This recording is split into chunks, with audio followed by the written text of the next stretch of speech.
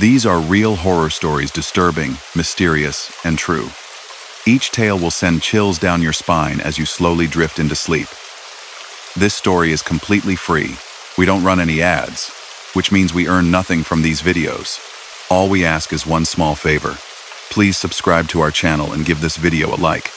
It costs you nothing, but it gives us the motivation to keep creating more real horror stories every night. Also, tell us in the comments which city you're watching from and what time it is right now. We love reading your messages. Now, let's begin the story. Story number 1. Daniel had never minded working at night. For most of his 20s, he had drifted between quiet jobs, warehouse shifts, overnight desk clerk at a motel, that sort of thing.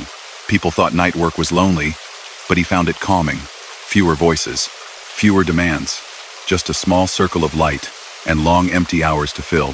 When the offer came to be a night security guard at the newest glass tower on the edge of downtown, it sounded almost too easy. The building wasn't even fully occupied yet. Most of the upper floors were still waiting for tenants. A single guard at a desk, watching the cameras, walking the floors a few times a night. It was simple, steady work. The first evening he arrived, the tower rose up out of the city like a dark mirror. Only a few floors had lights burning. A law firm on 12, a financial company on 8, and the glowing lobby at ground level, where the marble floors and pale walls reflected everything in cold, soft copies. The daytime staff showed him around in a hurry. They were already shrugging on coats, eager to get home before traffic thickened. The building manager, a thin man with a clipped way of talking, walked Daniel through the basics. The elevators stop at 1 through 12, then 14 through 30, he said, pressing buttons to show him. No 13. Superstition, you know how it is. Cameras on every floor. You monitor from the desk. Patrol twice before midnight, twice after. Call dispatch if anything seems off. But it won't. Place is half empty. He pointed out the maintenance room, the break room with the humming soda machine, the narrow stairwell doors that smelled faintly of concrete dust. Then he left Daniel alone with a ring of keys, a laminated map of the floors, and a bank of monitors on the wall behind the desk. The first night passed almost dreamlessly. The building settled into silence. The few remaining workers filtered out before 10, trailing tired conversations and the faint scent of coffee. Elevators chimed. Doors closed. Then the tower went still. Daniel watched the cameras. Blue-tinted hallways. Empty elevator cars. A cleaning crew on 8. Slow and methodical. A single light left on in the law firm conference room on 12. The security channel on his radio murmured now and then with check-ins from other buildings across the city, but no one spoke directly to him. At 2 in the morning, the air conditioning cycled off for a while, and the quiet deepened in a way that made his ears ring. He walked his patrols, swiping his badge at metal checkpoints mounted to the walls. The stairwells were the worst part. Narrow, echoing spaces where every footstep came back to him, slightly delayed, as if someone else were following a few steps behind. But nothing happened. And by 6 in the morning, the building began to wake again. Lights flicked on. The distant rumble of early elevators stirred the air. Daniel handed over the keys to the day guard, nodded, and stepped back out into the thin gray light of morning. The second night was when he noticed the extra camera. He had settled in a little more by then. His coffee sat cooling by his elbow. The glow of the monitors painted a soft, flickering pattern across the polished front desk. One by one, he flicked through the camera feeds, letting his eyes learn each hallway, each lobby, each familiar blind spot. Ground level. Parking garage. 8th floor corridor, with its darkened glass doors. 12th floor lobby with that same conference room. Light left on again. 14th floor. Still empty, with bare carpet and plastic-covered fixtures. And then, without really thinking about it, his fingers tapped past a camera labeled 13 Farads, East Hall. He saw a hallway he didn't recognize. The ceiling was lower than the others, lit by narrow panels that glowed with a flat, pale light. The walls were a beige, so washed out, it was almost gray. The carpet was patterned in a repeating geometric design that made his eyes feel strange if he stared too long. A green exit sign glowed at the far end of the corridor. He blinked, checked the map lying by his elbow, and frowned. Floors 1 through 12, then 14 through 30. No 13. The elevators skipped directly from 12 to 14. The building manager had been specific about that. He tapped to the next camera. 14th floor West Hall. 15th lobby. Roof access. He tapped back. 13 Farads. East Hall. Returned. Steady and silent. No flicker. No distortion. Just an empty corridor on a floor that wasn't supposed to exist. For a while he told himself it was a mislabel. Maybe an old camera from another building that had been wired into the system. Maybe a feed from an unnumbered mechanical level. The kind of floor that held air handling units and electrical panels. Still, something about that hallway bothered him. None of the other floors had that strange patterned carpet. None of them had that particular shade of beige on their walls. The exit sign at the end of the hall glowed more warmly than the others, an almost inviting green that drew the eye. He tapped the camera name at the bottom of the screen, but nothing happened. The controls for panning and zooming were grayed out. So were the options for disabling the feed. That was fine. He had work to do. He moved on. Ground level, parking, stairwell B, level 2. Elevator interior, empty, and waiting. The night passed without incident, but every time he cycled through the cameras, his hand would slow on that one labeled 13 Farads, East Hall. And each time, he would see that same still hallway, the same faintly buzzing lights, the same lonely exit sign at the far end, glowing like a point of harbor light in a fog. On his third shift, the hallway was no longer empty. It was an hour past midnight, and Daniel was starting to fight sleep. The building's quiet had a different texture then, as if the tower itself were breathing very slowly. Lights on timers had shut off entire floors, leaving only the low glow of emergency strips along the baseboards. He moved through the cameras to keep his mind occupied. Ground level, conference room on 12. Parking garage, still in gray. 14th floor, nothing but dark. 15th, then 13 Farads, East Hall. In the middle distance, just before the glow of the exit sign at the end, a figure stood with its back to the camera. At first, Daniel's mind tried to make it fit a pattern, a cleaner who had taken a wrong elevator. Someone from the day staff making a late visit to a floor he somehow didn't know about. It was only when he realized he had never seen this person enter the hallway on any other feed that the hair on his arms lifted. The figure was very still, facing the far end of the corridor. The lighting washed away detail, flattening them into a silhouette. An outline of shoulders, arms hanging at the sides, head tilted just slightly upward, as if they were reading something written above the exit door. Daniel watched for several long breaths, waiting for the person to move, to turn, to scratch their arm or shift their weight. They didn't. He checked the elevator cameras, all empty. He checked the stairwell on the level between 12 and 14, even though he knew there was no door there labeled 13. Gray concrete, no one on the stairs. His radio hissed quietly with a distant transmission from another building, something about a door left propped open on a ground floor. No one said his name. When he looked back at the 13 Farads East Hall camera, the figure was closer to the lens. Not much. Only a few paces, maybe. But enough that more details seemed like they should be visible. Still, the person's clothes seemed to blur into the low-resolution static of the feed. No obvious color. No clear shape of hair or face, just the outline growing more distinct as it filled more of the frame. Still perfectly still, still facing away, Daniel found himself holding his breath. He forced himself to exhale slowly, to remember that this was what the job was for. If someone was on a floor where no one belonged, that was exactly the kind of thing he was supposed to report. He reached for the phone to call the building manager, then hesitated. What would he say? That there was a problem on a floor the man had told him didn't exist? He imagined the tone of irritation, the suggestion that maybe Daniel was misreading the label, messing up camera numbers, wasting people's time. Instead, he logged the incident in the digital logbook, typing slowly. Unidentified person visible on camera 13 Farads. East Hall. No access to level on map. Unable to locate via elevators or stairs.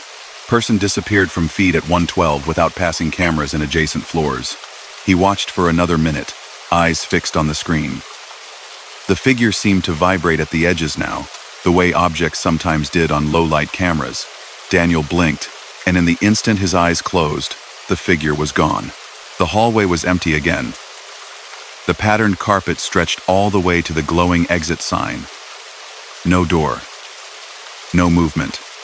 Nothing out of place. He rewound the feed a few seconds, then a minute, watching the figure appear in a blink where once there had been only empty corridor. He watched them stand there, unmoving. Watched them jump closer in a cut, like a skipped frame, then vanish. When the night ended, he left the building with a thin unease settled under his skin. Maybe it was nothing. Maybe the feed was glitching, splicing in old footage from some other building, some other time. Maybe a test transmission had been wired in by mistake. But that day, as he tried to sleep in his small apartment with the blinds drawn, Daniel dreamed of standing in a beige hallway that had no doors, only that green exit sign glowing down at the far end. In the dream, he knew the exit didn't lead outside. It led to more hallways, and more, each one the same and yet slightly different, as if they were reflections stacked inside mirrors. On the fourth night, the building manager stopped by just before leaving. He seemed rushed, distracted by his phone, but he paused when he saw Daniel's log entry on the screen. "What's this?" he asked, tapping it with a bony finger. "Not sure," Daniel admitted. "There's a camera labeled 13. Shows a hallway I can't find on the map. Someone was standing there last night." The manager frowned. The wrinkle between his brows deepened. 13? There's no 13. You must be reading the label wrong. That's probably a mechanical level. Not your concern. I thought that too, Daniel said carefully. But I can't see any doors to it. No way to reach it from the stairwells. Could be a miswired feed, I guess. The man made a quiet, irritated sound in his throat. This system was installed last year. Top of the line. There's no mystery floor. If the camera says 13, it's a naming error. I'll have IT check it when they do the next maintenance. For now, focus on floors with people. He left before Daniel could ask anything else, leaving the faint scent of his cologne lingering in the lobby like something artificial trying to disguise another smell beneath. That night, around 2:30, the air conditioning cycled off again. The silence that followed felt thicker this time, as if the absence of the constant low rumble exposed other noise beneath it. The faint creak of the building settling, the distant ticking of some unseen mechanism, and from somewhere above, impossibly soft, the distant chime of an elevator arriving at a floor.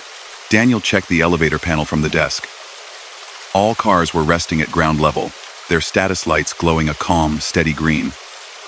No movement, no calls, no doors opening or closing.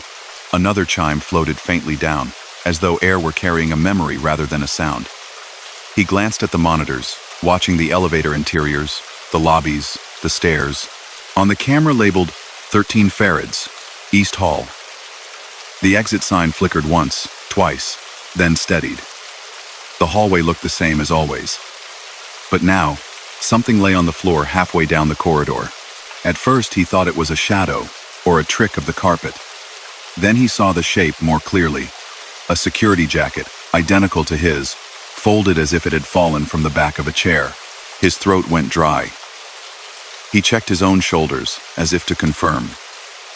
His jacket was still there, heavy and familiar. His coffee was still by his hand. His badge lay on the desk. He was here, but the camera showed a jacket like his, exactly like his, resting on that strange patterned carpet on a floor that didn't exist on paper.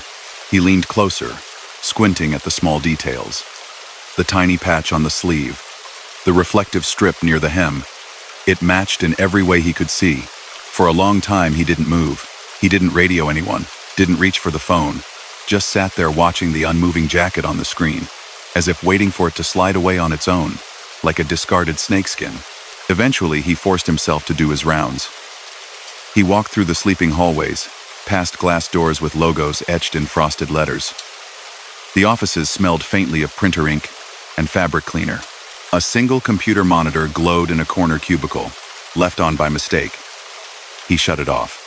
When he reached the stairs between the 12th and 14th floors, he lingered. The concrete steps stretched up and down into dim gray. He counted each landing, 11, 12, then the one that should lead straight to 14. Bare cinder block walls.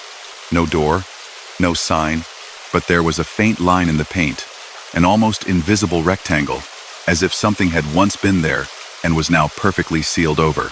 He stood there listening, his hand on the cool wall. On some deep level, the building hummed with unseen machinery and the distant push of water through pipes.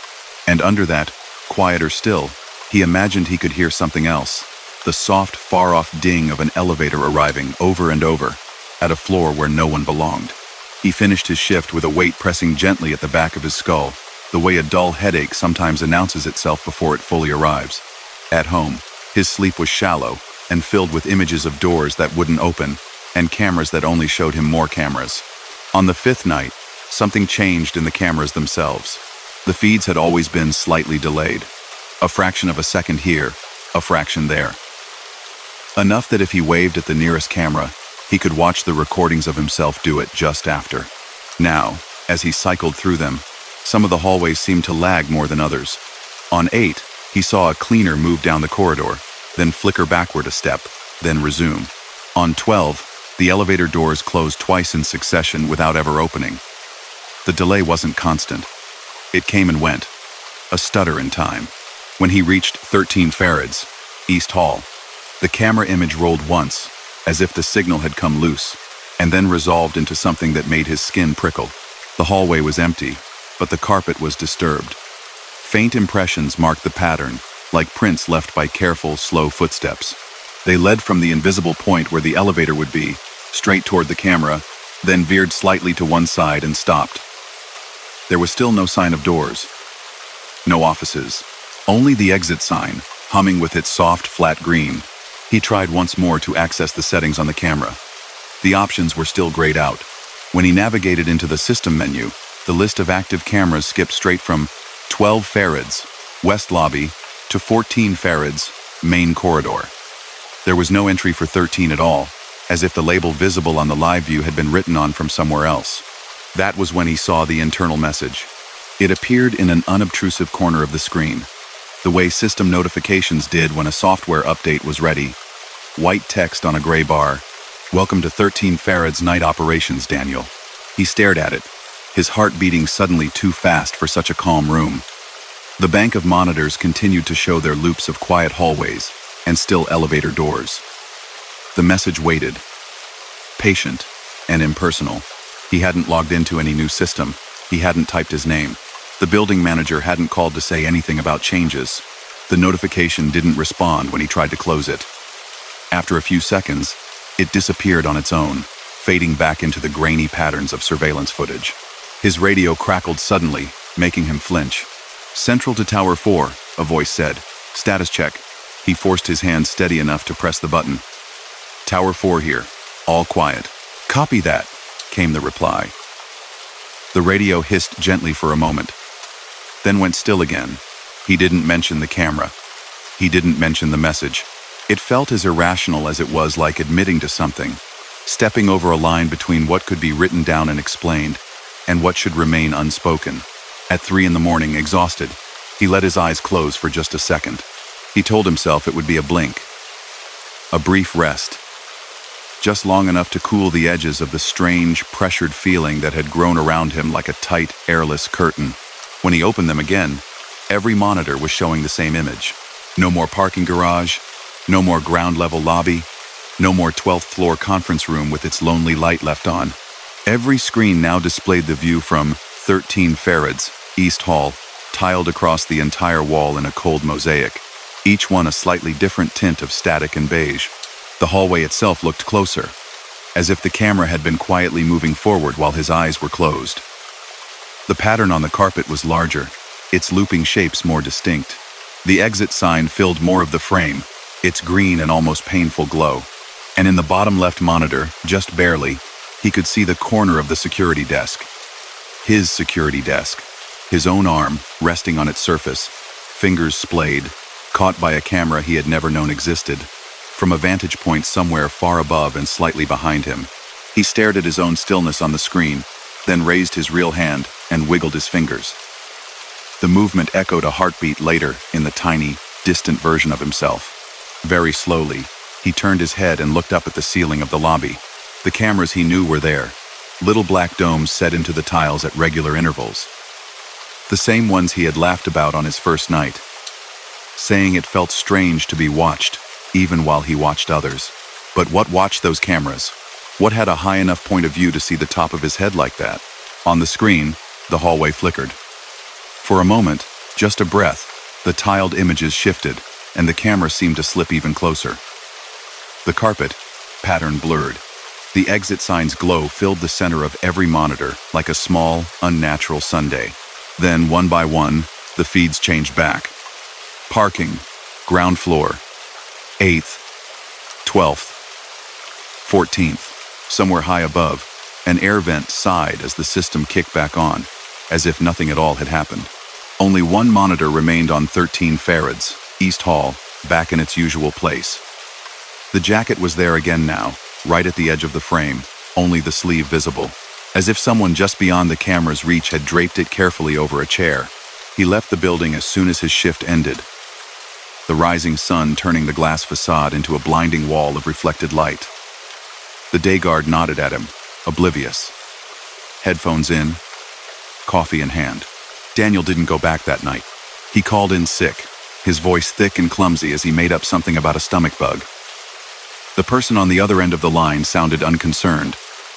"We'll get a temp," they said. Feel better. He lay awake in his apartment as evening slid into night, the ceiling above him taking on that faint blue-gray glow that came from city light filtered through blinds.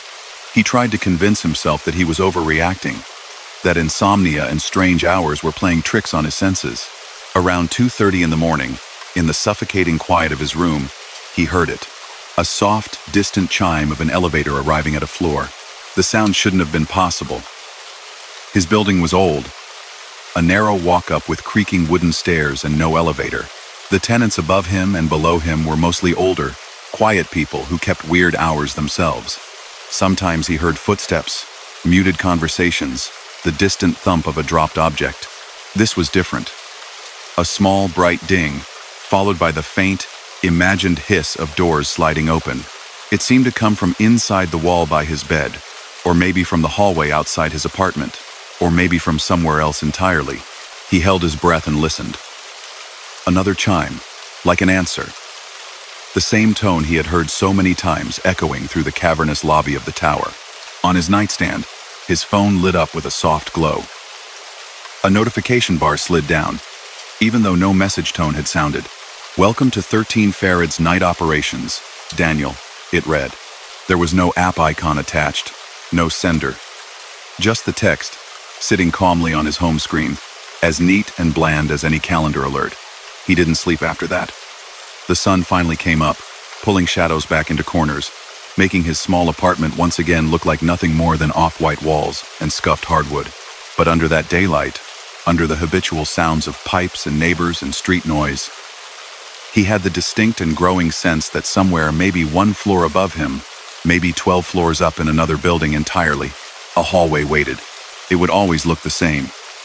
Beige walls, patterned carpet, the doorless corridor extending in both directions out of frame, lit by that cold, flattened light. The exit sign forever glowing at the far end, promising a way out that didn't lead outside at all.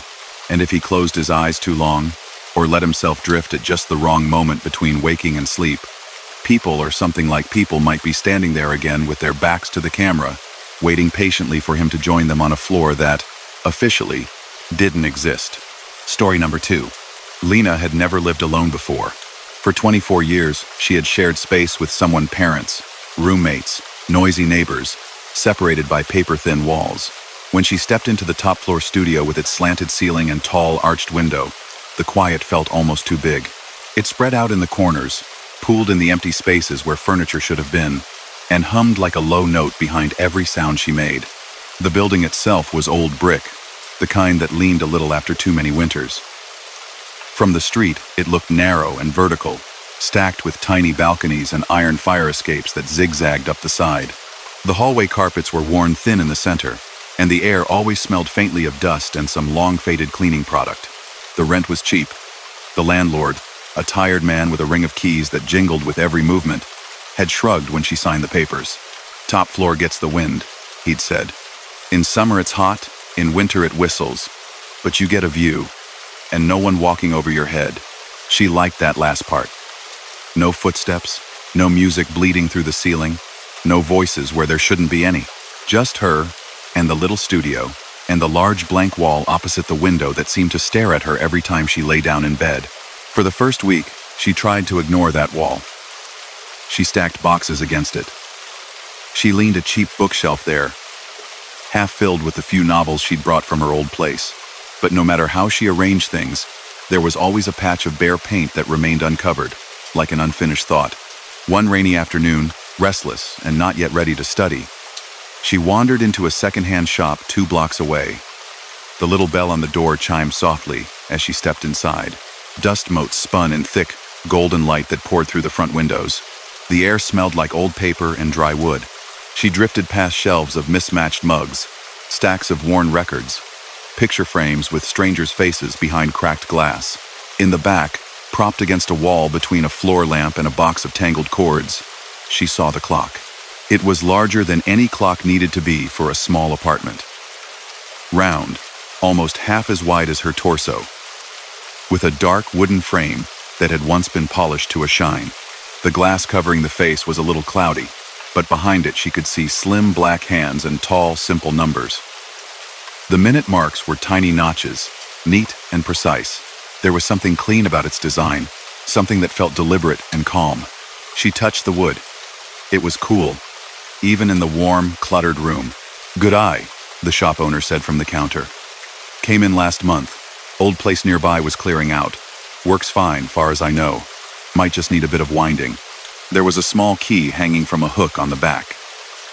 When she lifted the clock, it felt heavier than it looked, as if it contained more than wood and metal and air. In her bare-walled mind, she could already see it hanging over the bookshelf, filling that blank space with something steady and practical. A clock was harmless. A clock was normal. She bought it. The landlord raised his eyebrows when he passed her on the stairs. Clock hugged awkwardly against her chest. "Ambitious?" he remarked, nodding at it. "Old. That one. Might tick louder than you like." "I don't mind," Lena said. "It's better than nothing." He just gave a non-committal sound and kept going down, his keys jingling like distant wind chimes. In the studio, she held the clock against the wall, tilt it left, then right, trying to find the right spot. When she stepped back, it looked almost too large, like an eye opening over her bed. But after a moment, it settled into place in her head. It balanced the tall window on the opposite side, matched the dark wood of the one small table she owned.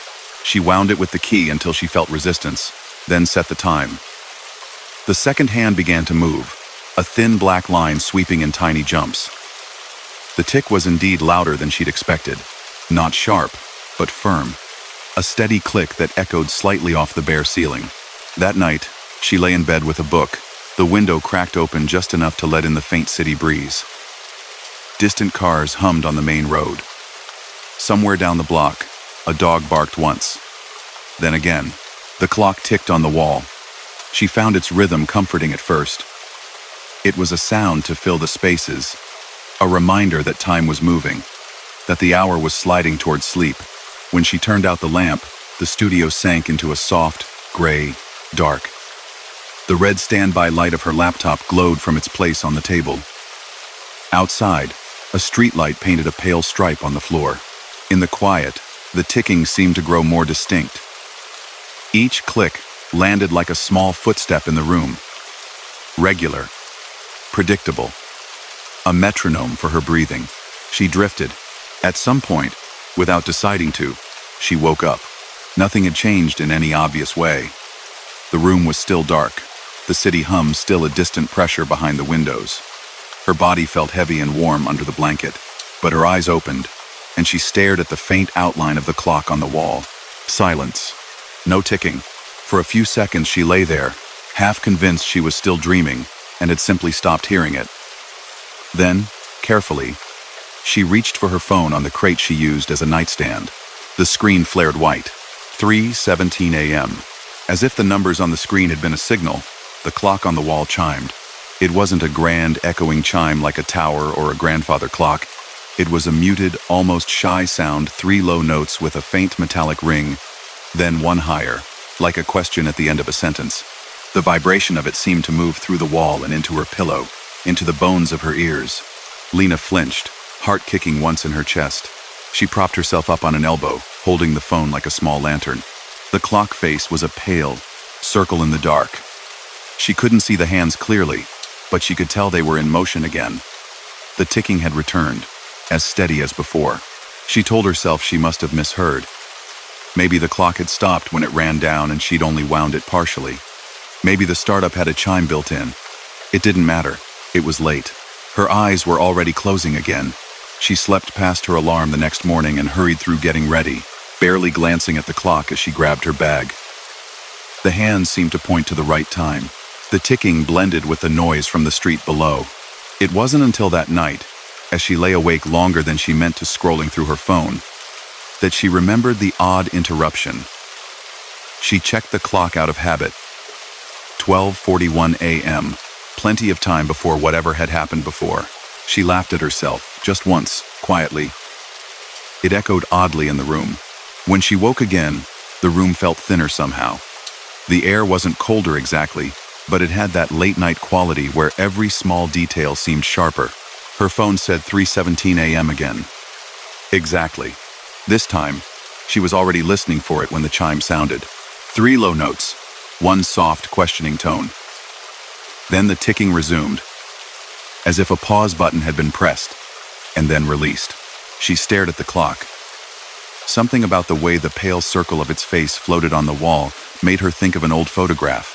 It didn't look quite anchored, as if the wall behind it might be a little farther away than the rest of the room. Eventually, she slept. In the morning, she noticed the curtain. She was almost out the door, backpack balanced on one shoulder, when something about the light caught her eye. The tall window had sheer white curtains she'd found in a discount bin, light enough to let the day through. She always left them pulled mostly closed. Now, they were parted.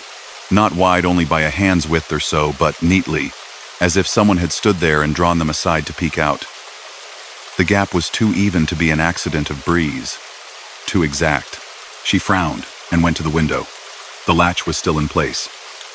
A faint smear on the glass, maybe a smudge from when she'd moved in, caught the morning sunday. She closed the curtains again, this time tugging them together so the fabric overlapped, then locked the door and tried not to think about it as she went down the stairs. She told herself she must have done it half asleep. Maybe the bus noise had woken her and she'd gone to look. Maybe she sleepwalked a little. People did that, didn't they? That night, she set her phone alarm for 3:15 a.m. If the clock chimed again, she wanted to already be awake. She didn't like the feeling of being pulled out of sleep at the same moment over and over, like a needle catching on a groove. She fell asleep in fits, drifting off and resurfacing, the ticking of the clock counting down the minutes. At 3:15, her phone buzzed quietly by her head. She silenced it before the second vibration, and lay there, eyes open in the dark, listening. Tick, tick, tick. The hands moved.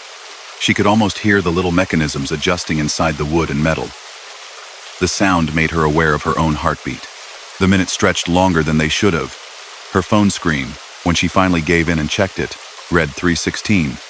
Then 3:16 for a second time. Then, after an odd, breathless pause, 3:17. The clock fell silent.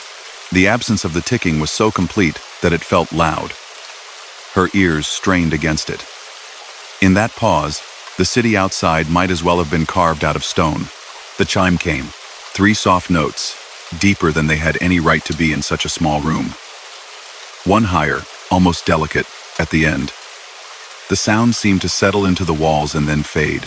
She stared at the dark circle of the clock. For a moment, just a flicker at the edge of her vision, she thought she saw the hands not pointing at 3:17, but at some impossible tangle of angles, numbers not printed on the face.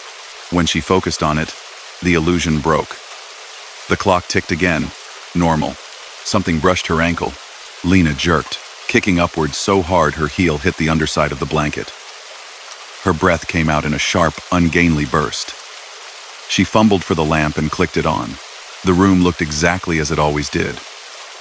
The narrow bed, the crate nightstand, the tiny table with her laptop and the mug from last night. Ring of tea dried at the bottom. The window curtain hung as she'd left it. drawn mostly closed.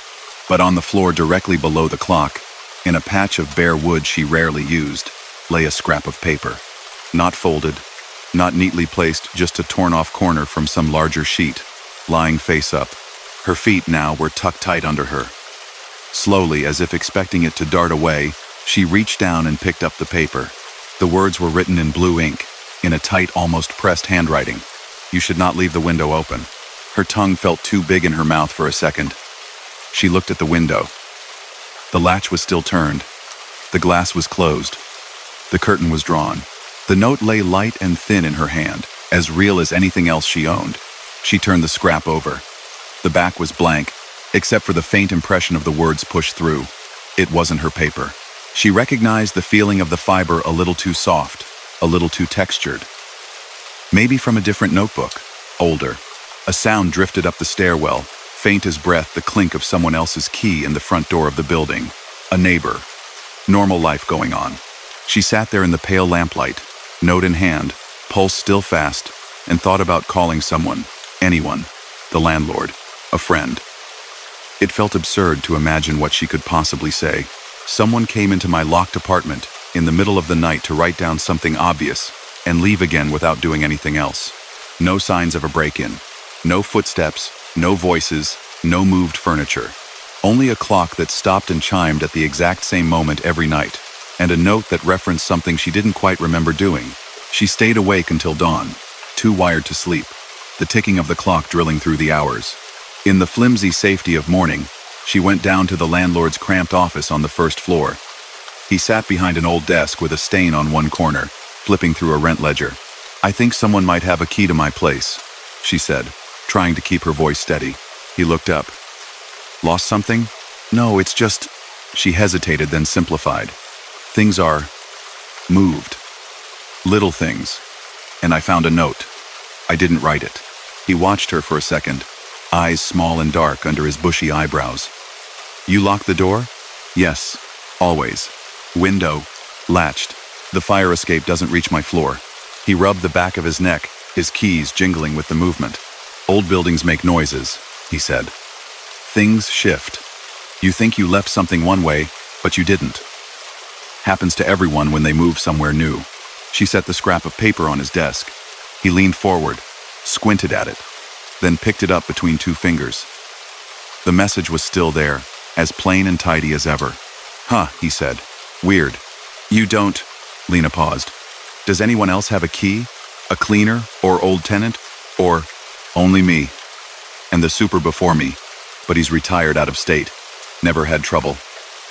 He passed the note back to her. "Maybe some prank. You got friends with a bad sense of humor?" She thought of her classmates and co-workers, all caught up in their own messy lives.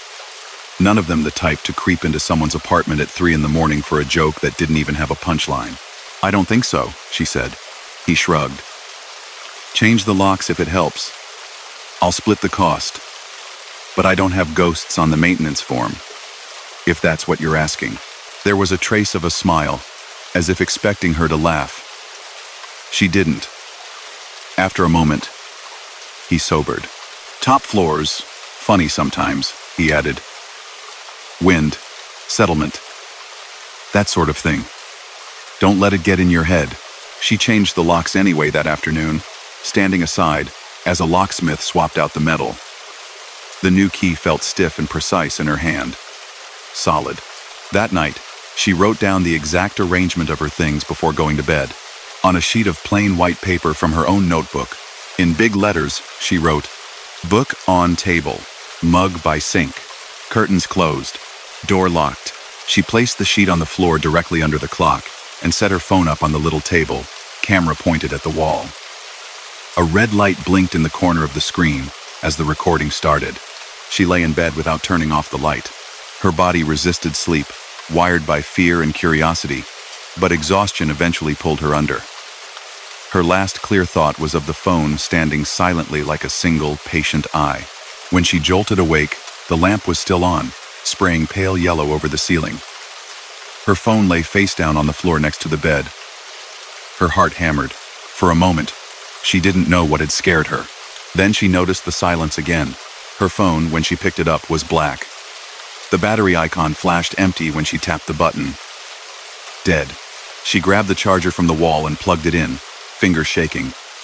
The screen came back, to life slowly, the way it did when the battery had been drained completely. 3:17 a.m.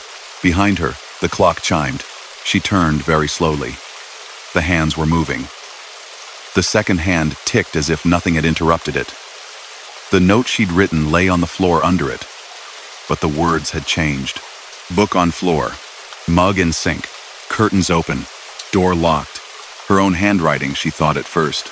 The same tilt, the same way she formed certain letters. But the more she stared, the less certain she felt. It was as if someone had written in a close imitation of her, copying habits but missing something intangible. The curtains were, in fact, parted again, a slim slice of night visible between them. The window latch glinted in the lamplight. Closed. Her gaze crawled back to the door. The lock plate shone faintly. The deadbolt was turned. She replayed in her mind the feeling of waking up. It hadn't been a sudden fright, more like surfacing from deeper water, slow and clumsy. Her muscles didn't feel like she'd gotten out of bed, yet something had moved the phone. Something had opened and then closed the curtains. Something had crossed the floor and stood under the clock, exactly where she had placed the paper, and bent down to write. Once the phone charged enough, she opened the camera roll. There was a single video from that night, beginning right where she remembered setting it up.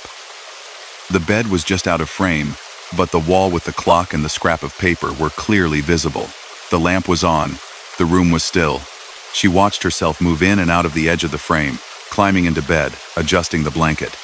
Then, gradually, she went still. The blanket rose and fell with her breathing, just visible in the corner. For almost an hour, nothing changed. She fast-forwarded, thumb sliding along the time bar. The seconds and minutes blurred. Somewhere beyond the curtain of static, she imagined the city outside slowly shifting into deeper night. At 3:16 a.m., the footage stuttered. The clock's hands blurred for a moment, then seemed to jerk backward, then forward like a skipped frame. The room darkened without the lamp ever turning off. The colors flattened slightly, as if someone had turned down the saturation. Then something moved under the clock. It wasn't a person, not exactly. More like the suggestion of one. A faint distortion in the air. The way heated pavement made distant cars ripple. It shaped itself into a narrow, bending outline that could be read as shoulders, arms, a tilt of head. No features were visible. No clothes, no hair, no face.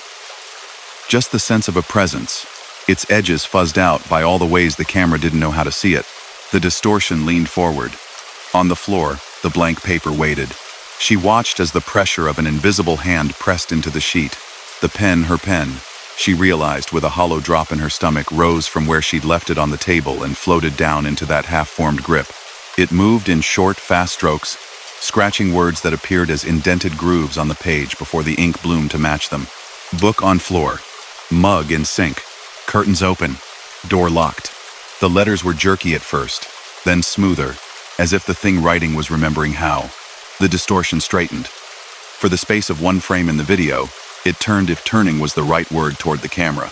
Everyone always said things like, it looked back, about encounters like this. But there were no eyes to meet, no features to interpret. And yet, Lena felt certain that whatever it was had seen her. The lamp brightened in a sudden pop of color, as if a filter had been lifted. The shape thinned, stretched, and then was gone. The clock's hands ticked on, perfectly regular. On the bed, in the corner of the video, her own sleeping form didn't so much as stir. She paused the footage, the still image of the room frozen on her small screen. Her reflection stared back at her in the black framing around it, wide eyes, pale face, the faint smudge of a shadowed room behind her. The phone vibrated once in her hand. A new notification slid down from the top of the screen. Alarm. 3:17. Underneath, smaller. You should not watch yourself sleep. There was no app listed under it, no source. When she blinked, the notification was gone, as if she'd imagined it. A floorboard creaked in the hallway outside, and the everyday sound of it, so normal, made her realize she was holding her breath. The next day, she went back to the second-hand shop. She thought at first that she would return the clock, that she would place it on the counter, explain in some careful, half-true way that it didn't work properly, that it stopped at strange times, that it made her uneasy.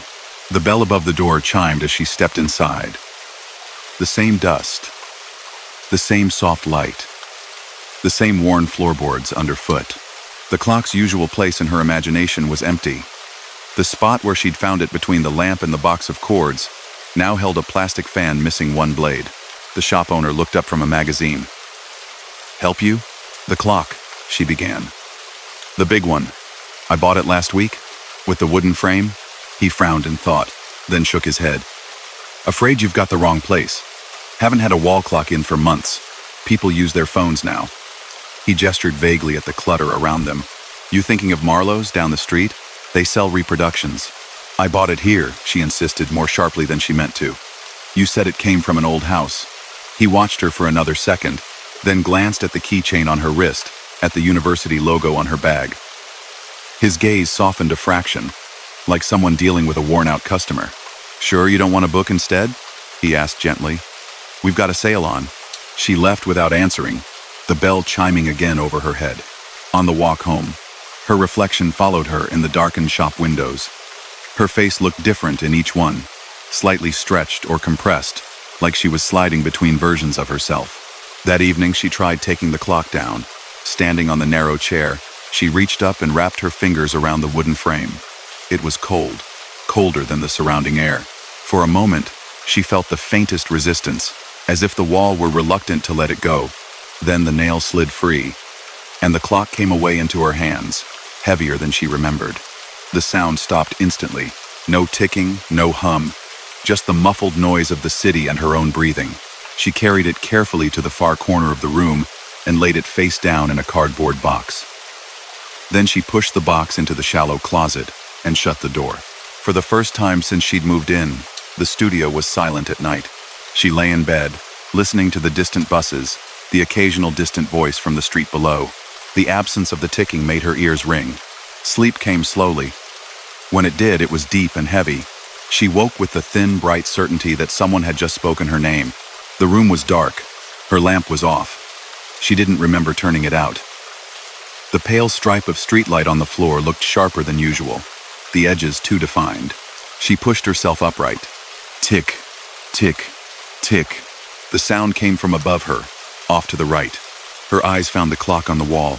It hung in its original place, perfectly centered over the bookshelf, just as if she had never taken it down. The face gleamed slightly, the glass clearer than she remembered. The hands moved with neat, crisp jumps. Lena slid out of bed and crossed the room in 3 quick steps.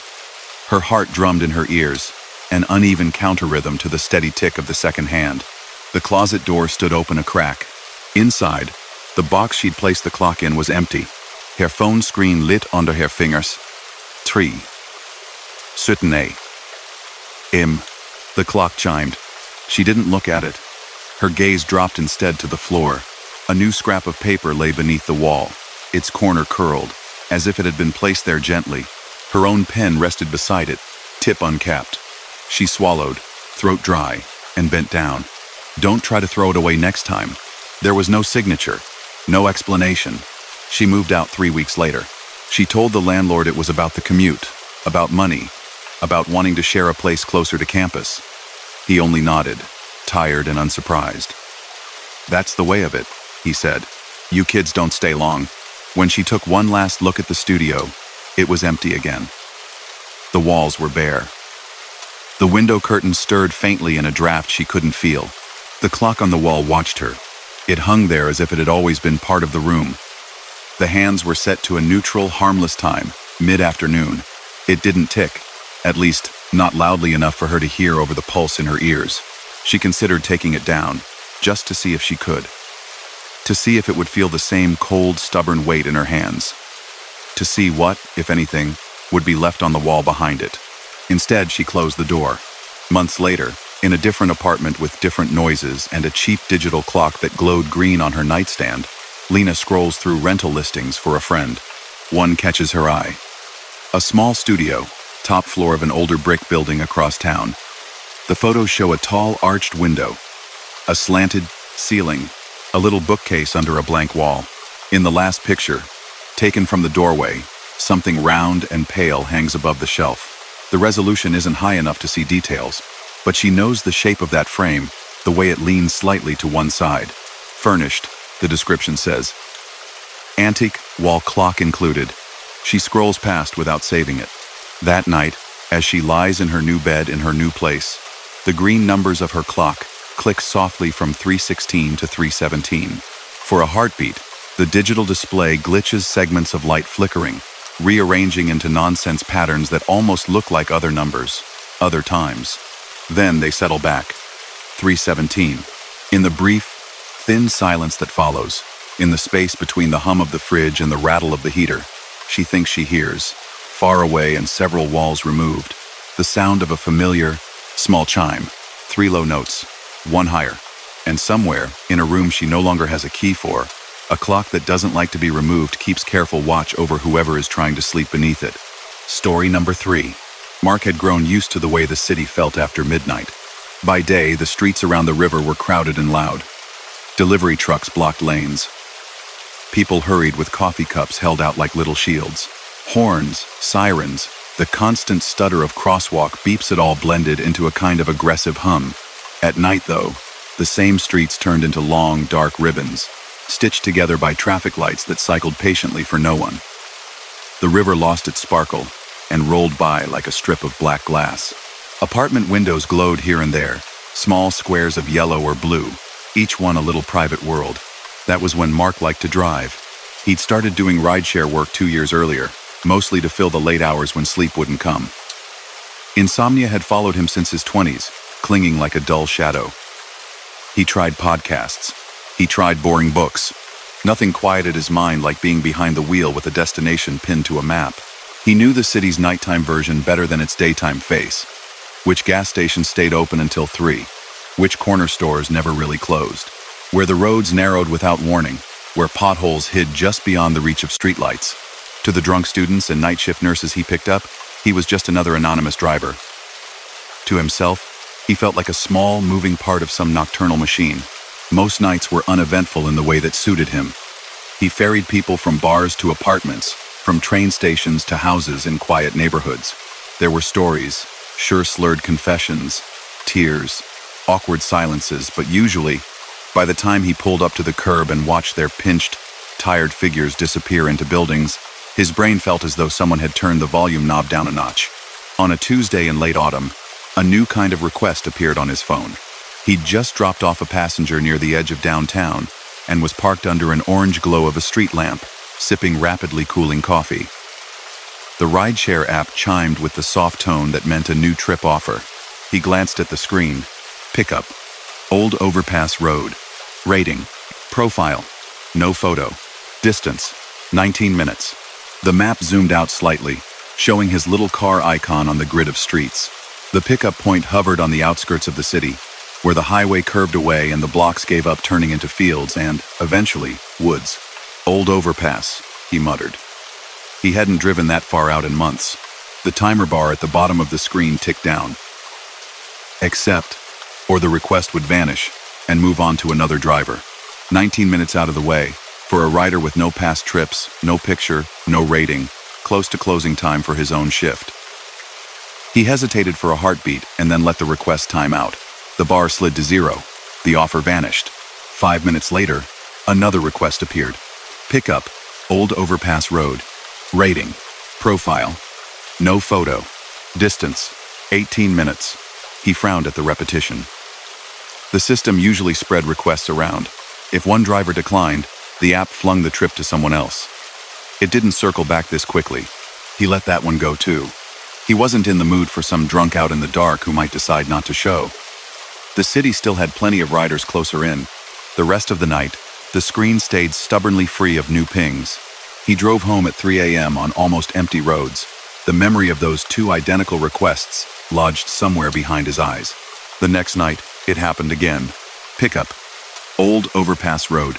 Rating, profile, no photo. Distance, 20 minutes. This time the rider label had a name, just 4 letters. Evan. Mark stared at it for a moment longer than he should have, his car idling at a red light. A chilly drizzle smeared the windshield in thin streaks. The wipers squeaked softly back and forth. He tapped the minimap. The app zoomed out, tracing a neat blue line from his current spot to the edge of the city, then along the dark highway to a small, isolated point where the road narrowed, and the label read simply, Old Overpass. In the faded satellite view, he could see where the road rose, crossed a darker strip another highway below, maybe, and then thinned to a lonely stretch on the other side. Something about the way the blue line ended there bothered him. It didn't connect to anything else. Just stopped, like a thought abandoned mid-sentence.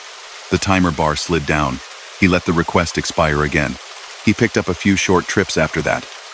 A grocery store clerk heading home after closing. A tired chef whose jacket still smelled faintly of onions and oil. He kept glancing at the screen between rides, half expecting another Evan request to pop up. It didn't. Later, at a 24-hour coffee place where other drivers sometimes met to swap stories, the overpass came up without him ever mentioning it. Two drivers he'd seen around Carmen and a tall guy everyone called Reese slid into the booth across from him, their styrofoam cups steaming in the dim light. "You get any weird ones tonight?" Carmen asked, rubbing at one eye.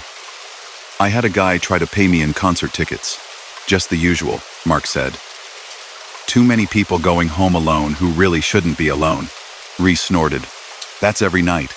He fiddled with the cardboard sleeve on his cup. The question slipped out before he could decide if it was worth saying. "You ever get requests from Old Overpass Road?" Carmen made a face. "Out by the junkyards? No thanks. That area creeps me out in daylight, never mind at night." Reese tilted his head. "You mean the closed one? The old highway extension? Closed?" Mark asked. "Yeah." Reese tapped his phone and pulled up a news site, scrolling down with practiced speed. "Couple years back, big accident out there. Semi lost control on the ice, hit the supports. Whole thing got declared unstable. City shut it down. No reason to send cars over it anymore anyway, new bypass sort of made it pointless." He turned the screen around. A fuzzy photo showed a stretch of cracked concrete arches, barricades at both ends. Yellow caution tape fluttered at one side, caught by the wind in a blurred streak. Mark's coffee turned bitter in his mouth. "The app still labels it," he said. "Got a couple of requests out there last night, and tonight." "Glitch," Carmen said. "Wouldn't be the first time. I've gotten pings in the middle of the river." Reese's expression was different, more thoughtful. "What time?" he asked. "Late," Mark said. "After 2. Reese nodded slowly. "There's a story," he said. "About that overpass. You know how people are. Something bad happens, and suddenly everyone's got a cousin who saw a light or heard a voice." Carmen rolled her eyes, but she leaned in. "They say if you drive up there after midnight," Reese went on in a lower voice, "you can still see headlights that never leave the bridge. Cars stuck between one end and the other. People talk about hearing a phone ringing from under the concrete, where the supports are, like someone keeps trying to call a ride that never comes." "Nice," Carmen said dryly. "Tell that to the college kids at Halloween, not to the guy who actually has to drive out there." "It's just a story," Reese said, but his tone wasn't as dismissive as the words. Mark left the coffee shop feeling less rested than he had when he went in. On the way home, the app was still open on his phone mount, pulsing its quiet, waiting blue. The streets between downtown and his apartment were shallowly wet, puddles reflecting broken neon. A soft chime sounded. "Pickup. Old Overpass Road. Evan. Rating. Distance. 22 minutes. The timer bar glowed at the bottom, counting down. For a moment, he considered forcing the app closed. Just swiping it away, throwing the phone in the glove compartment, pretending he hadn't seen. His finger hovered over the screen. Then, with a small, almost impatient sound he didn't quite recognize as his own, he tapped accept. The blue line appeared, stretching from his little car icon on the map out through the thinning suburbs toward the dark edge where the city lights ended. A message flashed briefly under the trip details. "Rider has limited connectivity." "Continue anyway?" He hesitated, then tapped. Yes. The phone pulsed once, as if relieved, and settled back into its quiet glow. The map zoomed, recalculated. Estimated arrival: 19 minutes. The highway felt emptier than usual. His headlights carved out a narrow tunnel of pale space ahead, the beams catching road signs and the occasional reflective strip on a guardrail. Beyond that, only darkness, thick and depthless, pressed at the edges of the car. The further he drove, the fewer lights he saw. Houses gave way to open fields, then to stretches where even the fields were hidden behind clumps of trees. The drizzle turned into a fine mist that smeared the windshield and made the beams of his headlights glow hazy. 2 more rides, he told himself out loud, just to break the quiet. Then home, the app chimed softly. "You are 1 minute from your rider," it said in that calm, neutral voice. Ahead, the road began to rise. Concrete barriers appeared on either side, dull and gray in the glare of his headlights. Faded warning signs leaned at odd angles. The dashed line down the center of the road grew more worn, almost disappearing at intervals. The map showed his car icon creeping toward the labeled pickup point. The overpass ahead looked tired, its guardrails stained and rusted. Then, 100 yards from the barricade across the span, the app did something strange. The map flickered. For a second, the screen filled with static, as if he'd tuned to an old channel on a bad TV. Then the route redrew itself, the blue line twisting abruptly. Instead of ending at the barricade, it cut hard to the right, down a narrow side road he almost hadn't seen in time. He cranked the wheel, the tires bumping over a shallow ridge in the asphalt as he left the main stretch. The smaller road dropped under the bridge, running parallel to the river. The overpass loomed above him now, a dark underside that his headlights only half revealed. The pickup point hovered on the screen, closed now. He killed the radio, a habit he'd picked up without thinking whenever something didn't feel right, and rolled down his window a few inches. Cool, damp air slid in, carrying the smell of wet earth and something metallic. No other cars were visible under the span. The shadows between the support columns were thick and close together, like a row of waiting figures. He slowed to a crawl. "You have arrived," the app chirped. Waiting for rider. He put the car in park and glanced into the rearview mirror, more out of habit than expectation. The back seat was empty. The windows behind him were black, reflecting only the faint outline of his own face, pale and distorted in the curved glass. Wind rustled something overhead. A piece of loose tape or plastic flapped, making a dry, whispering sound. He waited. 30 seconds ticked by. The app showed the usual screen, big letters reading, "Waiting for even," a button offering him the choice to cancel in several minutes and mark the rider as a no-show. "Come on," he said under his breath. "If this is a prank, you've got your laughs." A soft click sounded from behind him. The noise was small but clear in the quiet, like a latch being lifted. The back right door handle, he realized. He hadn't unlocked the doors. His hand went to the lock switch automatically. It was still in the locked position. Yet in the mirror, he saw the faintest motion, the back door easing inward a fraction, then closing again with a barely audible thud, as if someone had slid in as gently as possible. The car dipped almost imperceptibly, a tiny shift of weight on the springs. The air in the cabin cooled. On the app, the status bar changed. Rider in car. Drive to destination. His heart thumped once, hard enough that he felt it in his throat. "Evening," a voice said from the back seat. It was quiet and a little hoarse, the sound of someone who hadn't used their voice much lately. Not threatening, not slurred. Just thin. Mark didn't turn around. Every instinct in him screamed not to look. Instead, he gripped the steering wheel and glanced in the mirror again, forcing his eyes to focus on the space behind him. At first, he saw nothing different. The back seat. The dark. His own cheap dashboard light, reflecting on the glass. Then, slowly, as his eyes adjusted, a shape separated itself from the shadows. A slight figure sat directly behind the passenger seat. The contours were faint, as if his brain had to work to assemble them. Shoulders. A head. A pale blur of a face, looking not at him but out through the windshield.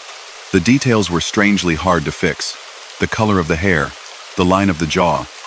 They shimmered, as if seen through heat waves. "Hi," Mark said, because he couldn't think of anything else. "Thanks for coming," the voice said.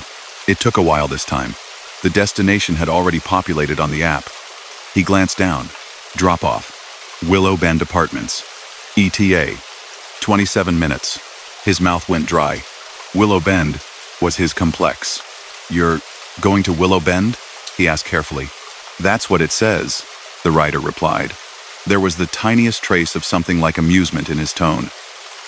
"That's where home was," Last time I checked. The last time I checked. Seat belt, please, Mark said, the script falling from his lips out of habit. There was a rustle from the back seat, the faint scrape of fabric on fabric. The chime of the seatbelt engaging never came. Still, the app showed the little icon of a buckled passenger turning green. He pulled onto the road. The highway back toward the city accepted him without comment. The mist thickened, blurring the lights in the distance into soft halos. The overpass receded in the rearview mirror, a darker shape against the dark. "So," he said, because the silence felt worse. "Long night for you?" The rider made a small sound that might have been a laugh. "They're all long," he said, "not always in the same way." Mark swallowed. "You been waiting there long?" "At the overpass? I try not to watch the time," the rider said lightly. "It doesn't behave the way it used to." In the mirror, the shape shifted. A face turned slightly, and for a heartbeat, the angle was right for Mark to catch a clearer glimpse. The rider looked like he might be in his mid-20s. Short hair, features that would have been unremarkable in daylight, a normal face, a normal person. Only the eyes were wrong, in a way that wasn't about color or shape. It was the way they didn't catch light. The faint glow from the dashboard, from the phone, from the streetlights they passed, none of it reflected in his pupils. They were like small, perfectly matte holes in the air. Mark jerked his gaze back to the road. "Why Willow Bend?" he asked, keeping his voice as even as he could. "Live there," the rider said. "Top floor. Third building from the end. Brown door, paint peeling." "You know it? I live there," Mark said before he could stop himself. The rider was quiet for a beat. "Yeah," he said softly. "I know." Then, the air in the car seemed thinner, stretched. Mark's hands felt too tight on the wheel. In his peripheral vision, the app map shifted, zoomed out, then in. For a second, instead of the neat grid of streets, he saw something else, roads looping impossibly, overlapping like scribbles. Little car icons, dozens of them, circling a single point. He blinked, and the normal map returned. Their blue route line glowed steadily. "You ever had a ride you couldn't finish?" the rider asked suddenly. Mark thought of people who'd changed destinations halfway through. Passengers who'd gotten sick and needed to pull over. A woman who had started crying so hard halfway to the airport that he'd offered to turn around. "Not really," he said. "You will," the rider said mildly. "Eventually. Everyone does. Light turns red too fast. Tire blows. Driver looks at their phone at the wrong moment. Little things. It doesn't take much." He paused. Outside, the highway lights spaced themselves into a steady, endless rhythm. "You know what happens to the ride when that happens?" the rider went on. "On the app, I mean.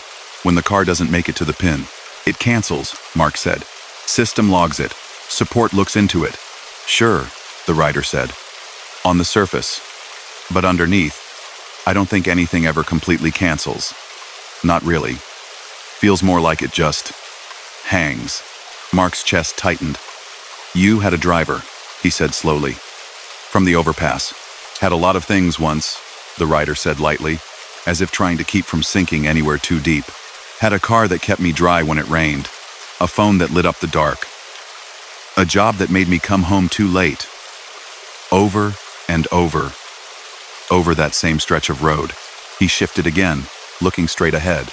"I don't remember the impact," he continued. "I thought I would. Thought it would replay, you know, like a clip. But that piece is missing. One moment, I was checking the route. The driver adjusted something on the dashboard. The wipers were squeaking. It was cold. I remember thinking I should have worn a better coat. His fingers, resting on his knees, flexed once. Next moment, I was sitting in the back seat," he said. "Different night, different car, same blue line on the screen, same pickup point, same destination, same feeling in my stomach." The driver didn't look in the mirror that time. "Not really, just drove." Mark's mouth was too dry to answer. "At first I thought it was a dream," Evan went on, "or that I was confused. That maybe I'd fallen asleep on a perfectly normal ride. But the driver dropped me off at Willow Bend, and when I went up to the door, my door, it wouldn't open. Didn't matter how I turned the key, didn't matter how much I knocked. No one heard. Neighbors' doors looked wrong. Numbers shuffled, like someone had rearranged the floor plan while I was out. He let out a slow breath that didn't fog the window. So I went back down, he said. Phone in my hand, looking for service. Thumb hovering over the app. Outside the car, the mist grew thicker. The world beyond the beams of the headlights turned into a smeared watercolor of shapes. A fence, a stand of trees, the suggestion of houses behind them. You ever notice how, when you're in a bad spot, you try the same thing over and over? Evan asked quietly. Same call, same door, same apology. Like maybe if you line everything up just right, the next time it'll go differently. The map on the screen glitched again, just for a second. Their little car icon seemed to jump backward, then forward, ticking like a needle skipping on a record. How many times? Mark heard himself ask. Hard to say, Evan replied. When you get to the end and it doesn't change, time stops being straight. Some nights the app finds a driver fast. Other nights I sit there at the pickup point, and the bar runs out, and runs out, and runs out. He paused. You're the first one who's ever actually said my name, he added. Mark swallowed. How do you know where I live? Evan's outline tilted, like someone resting their head against the seat. Call it overlap, Evan said. Things bleed through. You pass the same places. You start to see who's using them.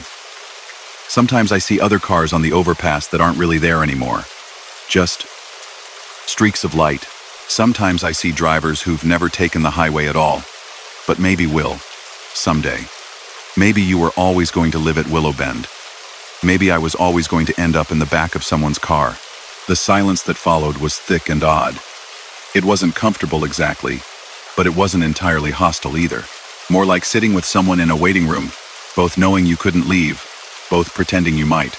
The city's outer lights began to appear ahead, small and distant. The app's ETA ticked down. 14 minutes. 13. Mark realized with a jolt that his own fatigue, the constant, grinding drowsiness that had haunted him for months, had ebbed away somewhere between the overpass and here. His mind felt sharp, almost too sharp. How do the rides end? He asked. Evan chuckled once, quietly. Depends on the driver, he said. Some of them never make it past the overpass again. They loop back, without realizing, until they kind of wear out. Some of them drop me off and don't remember they did, but then they start waking up at the same time every night, hearing a chime that isn't there. Everybody gets what they're already close to. And me? Mark asked before he could stop himself. What am I close to? Getting home, Evan said simply. One way or another. They entered familiar streets now. The cracked pavement. The graffiti on the railway bridge.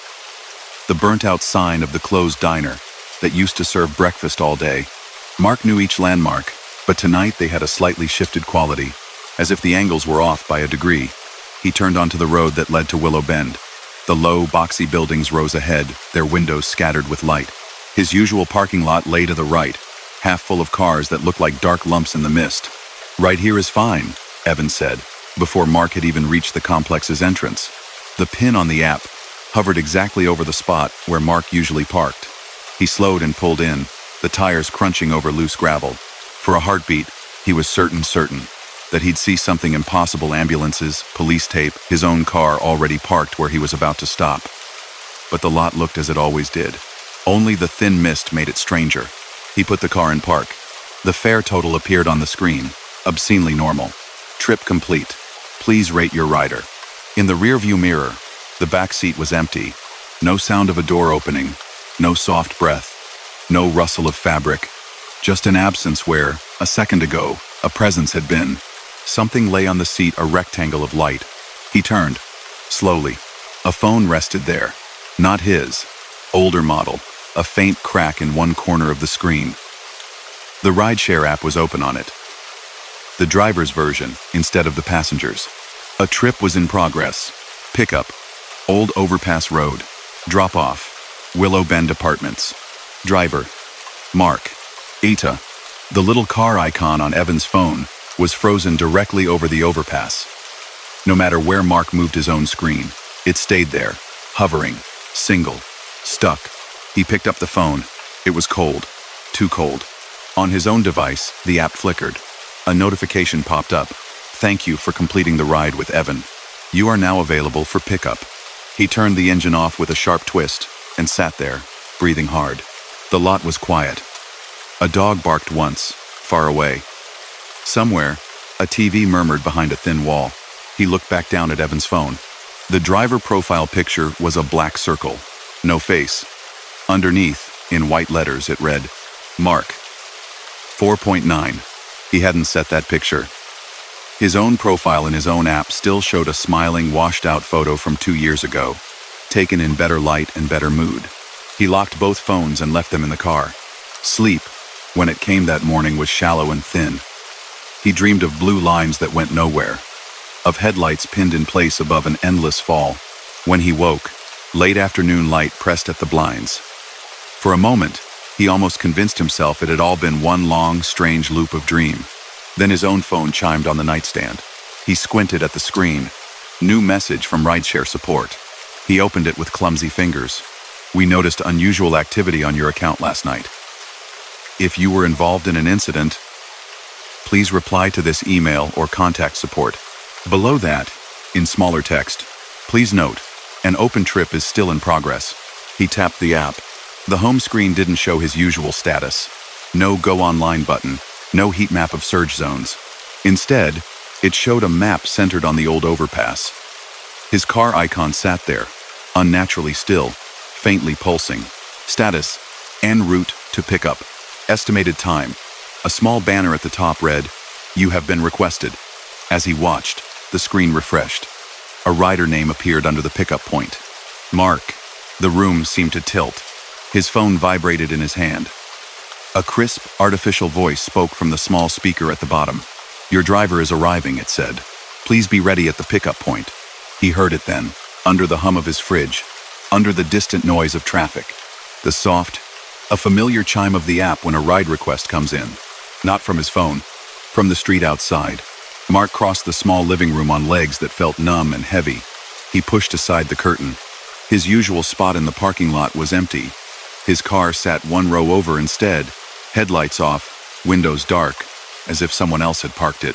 His key fob lay on the table by the door, unmoving. When he pressed the lock button, the car's lights didn't flash. The horn didn't chirp. His phone vibrated again. Your driver has arrived, the voice said pleasantly. Please meet your driver at Old Overpass Road. On the screen, his own name pulsed where the riders usually did. The accept divided by decline bar slid down, counting toward 0. He watched it drop, helpless to tap either choice. At the last fraction of a second, the bar snapped up again. Full. Trip confirmed. From somewhere far away, from beneath a weight of concrete and old asphalt and time folded over itself, he thought he heard the faint grind of tires over broken road, a car door opening, the quiet sound of someone settling into a back seat, his own voice saying automatically, Evening? For Mark? The reply, just as soft as it had been in his own car, but from a different throat now. Yeah, someone answered. Thanks for coming. The map on his phone showed 2 icons now, a car and a pin. The blue line between them glowed steadily, waiting to be driven. He stood at his window as the street outside remained undisturbed, as his physical car sat silent and still and dark. Up on the screen, the tiny digital car pulled away from the old overpass and began to move toward the city. Estimated arrival, 27 minutes. He knew, without knowing how, that when it got here, there wouldn't be a knock at his apartment door. There wouldn't need to be. Some part of him was already on that seat, already watching the road ahead, already too far from sleep to ever really find his way back. Story number 4. Before the white noise machine, Nora's nights were long, restless stretches of half-sleep and odd thoughts. Her work at the hospital meant early mornings and rotating shifts, and the little studio she could afford happened to sit over a narrow street that never truly went quiet. Delivery trucks at midnight, laughter from the bar on the corner, someone's television, always a bit too loud, bleeding through thin walls. She tried earplugs, heavy curtains, lavender sprays, all the small things people swore by. Some helped for a night or two, then stopped. Her body stayed tense even when her mind exhausted itself. She found herself lying awake, watching light move slowly across the ceiling until dawn. One evening, after a particularly blurred shift, she wandered into a discount electronics shop near the bus stop. The aisles were packed with mismatched boxes and humming displays. She didn't know what she was looking for until she saw it. A white noise sound machine sat on a low shelf. A simple round device in a slightly dented box. Sleep better. Dream deeper. The packaging promised in cheerful letters. It had 6 sound settings, according to the side panel. Rain, ocean, wind, stream, fan, and night loop. The last one made her smile a little. It sounded like something a marketing person had come up with on too little sleep. The box had a red sticker on it. Returned item. Discounted. She took it to the register anyway. At home, the machine fit neatly on the crate she used as a nightstand. It was lighter than it looked. Cool plastic with a single dial at the top and tiny buttons around the edge labeled with icons. A cloud for rain, a wave for ocean, a small fan, a crescent moon for loop. She plugged it in. The power light glowed soft green, not too bright. The rain setting sounded like she expected steady. Slightly tinny. The fan noise was a kind of soft rushing that almost masked the street below. Her fingers hovered over the crescent moon for a moment. Then she pressed it. For a second, nothing happened. Then a sound rose from the small speaker, so low she had to lean closer. At first she thought it was just another sort of static, a deeper layered hum. But the longer she listened, the more she picked out textures inside it. A muffled car door, somewhere far away. The faint creak of something settling. An air conditioner's distant thrum. It was like being in a building just as everyone else had gone to bed, hearing all the tiny leftover noises that continued after the day officially ended. It was oddly soothing. She set the volume low, just enough to blur the edges of the outside world, and got ready for bed. That first night, the machine worked as promised. The noise from the bar, the occasional shout from the street, even the rumble of a late bus all faded under the gentle, layered hum. For the first time in weeks, Nora's thoughts slipped out of their tight loops, and she drifted into sleep without feeling like she had to fight for it. In the morning, the machine was still on, its power light dim. The sound had blended so completely into the room that she almost didn't hear it until she turned the dial to off and the silence rushed in. Her day went more smoothly than usual. She made fewer small mistakes at work. Coffee tasted less like a medicine and more like something normal. She told herself she was being silly, but she felt oddly grateful to the little device when she got home and plugged it in again. The second night, she kept it on the same setting. The night loop noise rose and fell gently, a soft, endless backdrop. She lay there in the dark, letting it wash over her. Somewhere inside the hum, she thought she heard a television fade in and out, the kind of distant murmur that carried through old vents. A low cupboard door closed, a toilet flushed, faint as a thought. It made sense. The sound designers had probably mixed in domestic noises to mimic real late-night quiet. Her brain, always hungry for patterns, latched onto them. She slept. Sometime deep in the night, she surfaced toward wakefulness without meaning to. The room was dark, her curtain blocking the glow from the street lamp outside. The air felt still. The weight of her blanket was warm across her legs. The sound machine hummed on. Only now, under the hiss and murmur, she heard something else. Turn it off. The words were so soft she almost dismissed them as the tale of a dream. A voice, thin and frayed around the edges, threaded through the static. She held herself very still, the way a person did when they weren't sure if a noise had been real. Don't. Just turn it off. Another voice, closer to her ear this time. It didn't sound urgent exactly. More. Weary. Her throat tightened. She reached out without sitting up, fingers searching along the surface of the nightstand until they found the machine. The plastic under her hand vibrated faintly with the sound. She flicked the dial to off. The room fell silent. A distant car passed outside. Somewhere in the building, pipes ticked as someone turned on a faucet. Ordinary, familiar noises stepped back into place. She lay there, heart beating faster than made sense. The shapes of her furniture slowly assembled themselves out of the dark. Her watch on the crate showed 2:09 a.m. Voices in the white noise, she told herself. Brains did that, didn't they? Found words in random sound, like shapes in clouds. That was all. She didn't turn the machine back on. In the morning, she almost laughed at herself as she made coffee. Of course she'd imagined it. She'd been half asleep. The mind pulled tricks at that hour. She told a coworker about it in the break room, keeping her tone light. It's like when people hear singing in a fan, the coworker said, dipping a tea bag into hot water. My aunt's convinced her heater recites the alphabet at night. If it's helping you sleep, use it. You probably need it. So that night, Nora did. She set the machine to the loop setting, turned the volume down just a touch lower than before, and stretched out on the bed. The sound filled the room like a gentle, textured blanket. The more she listened, the more she could distinguish tiny sounds hidden inside. A microwave beeped, soft and far. Something metallic clinked in a sink. Somewhere, a clock ticked faintly. She slept, and this time, the voices didn't come until later. Left the lights on. The words brushed the edge of her awareness like a feather. She floated toward waking, not entirely surfaced. You always leave the lights on. Different voice now. Deeper, with a roughness that might have been age or exhaustion. It threaded through the soft hiss and hum. Not louder than the other sounds, but more organized. She rolled slightly, blanket murmuring against the sheet. Turned them off. Her eyelids fluttered. The sound grew clearer, like someone slowly adjusting a dial. You'll waste all of it. She sat up abruptly. The machine sat where she had left it, its little green light winking softly. The speaker issued its mix of distant, buried noises. No voices now. Only the pattern of a shower running, somewhere not here. Across the room, her small lamp stood off, its cord unplugged. The overhead light switch was flipped down. She had turned everything off before bed. She remembered. The digital clock on her phone read 3:11 a.m. Nora stared at the machine. Then, on a sudden impulse she couldn't quite justify, she turned the dial up a tiny notch. The hum grew fuller. More details nested inside it now, like layers of music. Someone walking past on tile. Wind pressing against a poorly sealed window. Heskin pregel. Can she hear us? It was almost comical, how clear that question was compared to the others. The words came from the left side of the sound, if there was such a thing. As if the voice had stepped closer to the microphone. Don't, you'll scare. The second voice, the older, rougher one, cut in.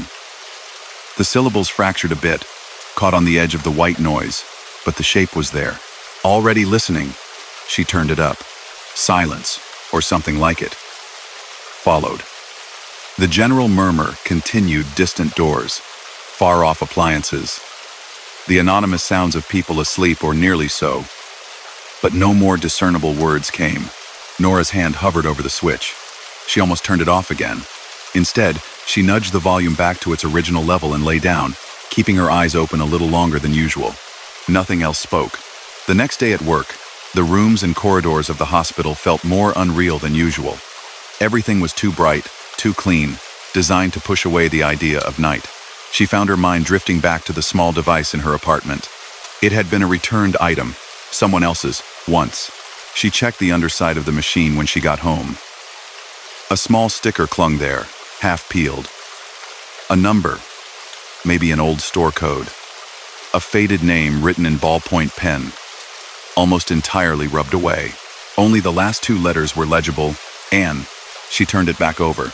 This time she tried the rain sound first. The soft patter filled the room, innocuous and even. No voices hid in it, as far as she could tell. Just endless, manufactured weather. The ocean setting sounded similar waves rolling and vanishing, too regular to be entirely real. The fan was a gentle, even rush. The stream gurgled politely. Only when she pressed the crescent moon did the layered, living hum return. At first, she thought there were more voices than before. Fragments drifted up and away too fast to catch. A soft laugh. A sigh. Someone murmuring a line of a song before trailing off. Nothing stayed clear long enough to make sense of it. She turned the volume low again and went to brush her teeth. As she moved around the small room, the sound followed. Not physically, but in the way her ears adjusted to it. It clung to the edges of her perception.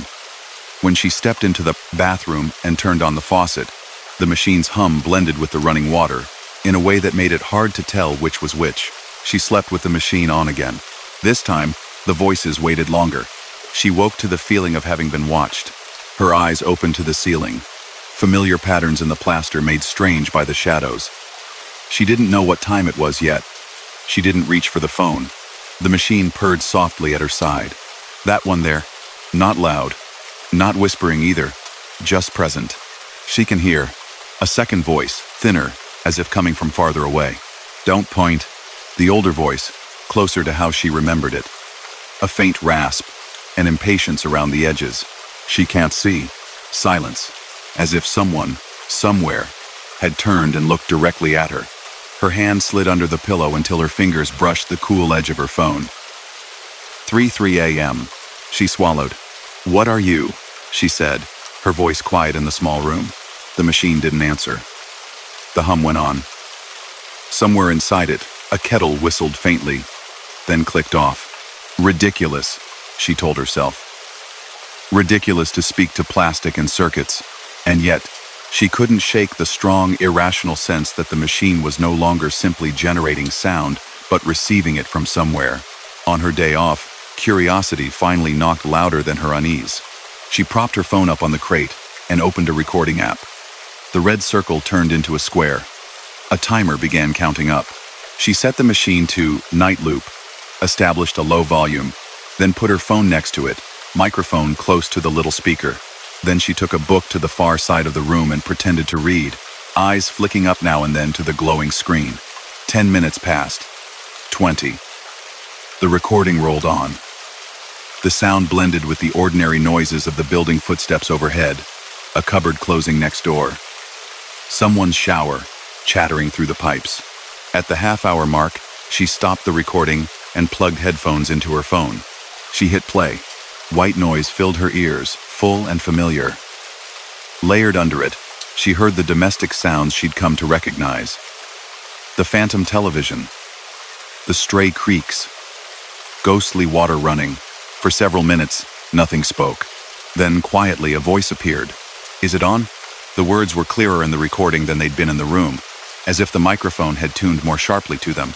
"Yes," she left it. Another, higher voice answered. Nora's shoulders tensed. Goosebumps tightened the skin on her arms. "Then don't scare them off." The rougher voice entered, a note of warning around the edges. A faint breath brushed the microphone, as if someone had leaned too close to it. The sound of it made the hair at the back of her neck rise. "We're not the only ones." The first voice again. There was a searching quality to it now. "She hears us. Maybe. She could." The recording crackled slightly, the general noise swelling for a heartbeat and then receding. "It doesn't go just one way," a fourth voice said. So faint she had to pause and replay to catch it. "Older than the others. Calmer. Never did." The timer on the recording rolled onward. At some point, her upstairs neighbor walked across their floor. She could hear their footsteps layered over the distant sounds captured by the machine. In the white noise, a door slammed, and someone muttered a quick apology in a language she didn't recognize. She stopped the playback. The room felt different now, as if listening to the recording had shifted something. The machine hummed beside her, innocent and small. The power light glowed steadily.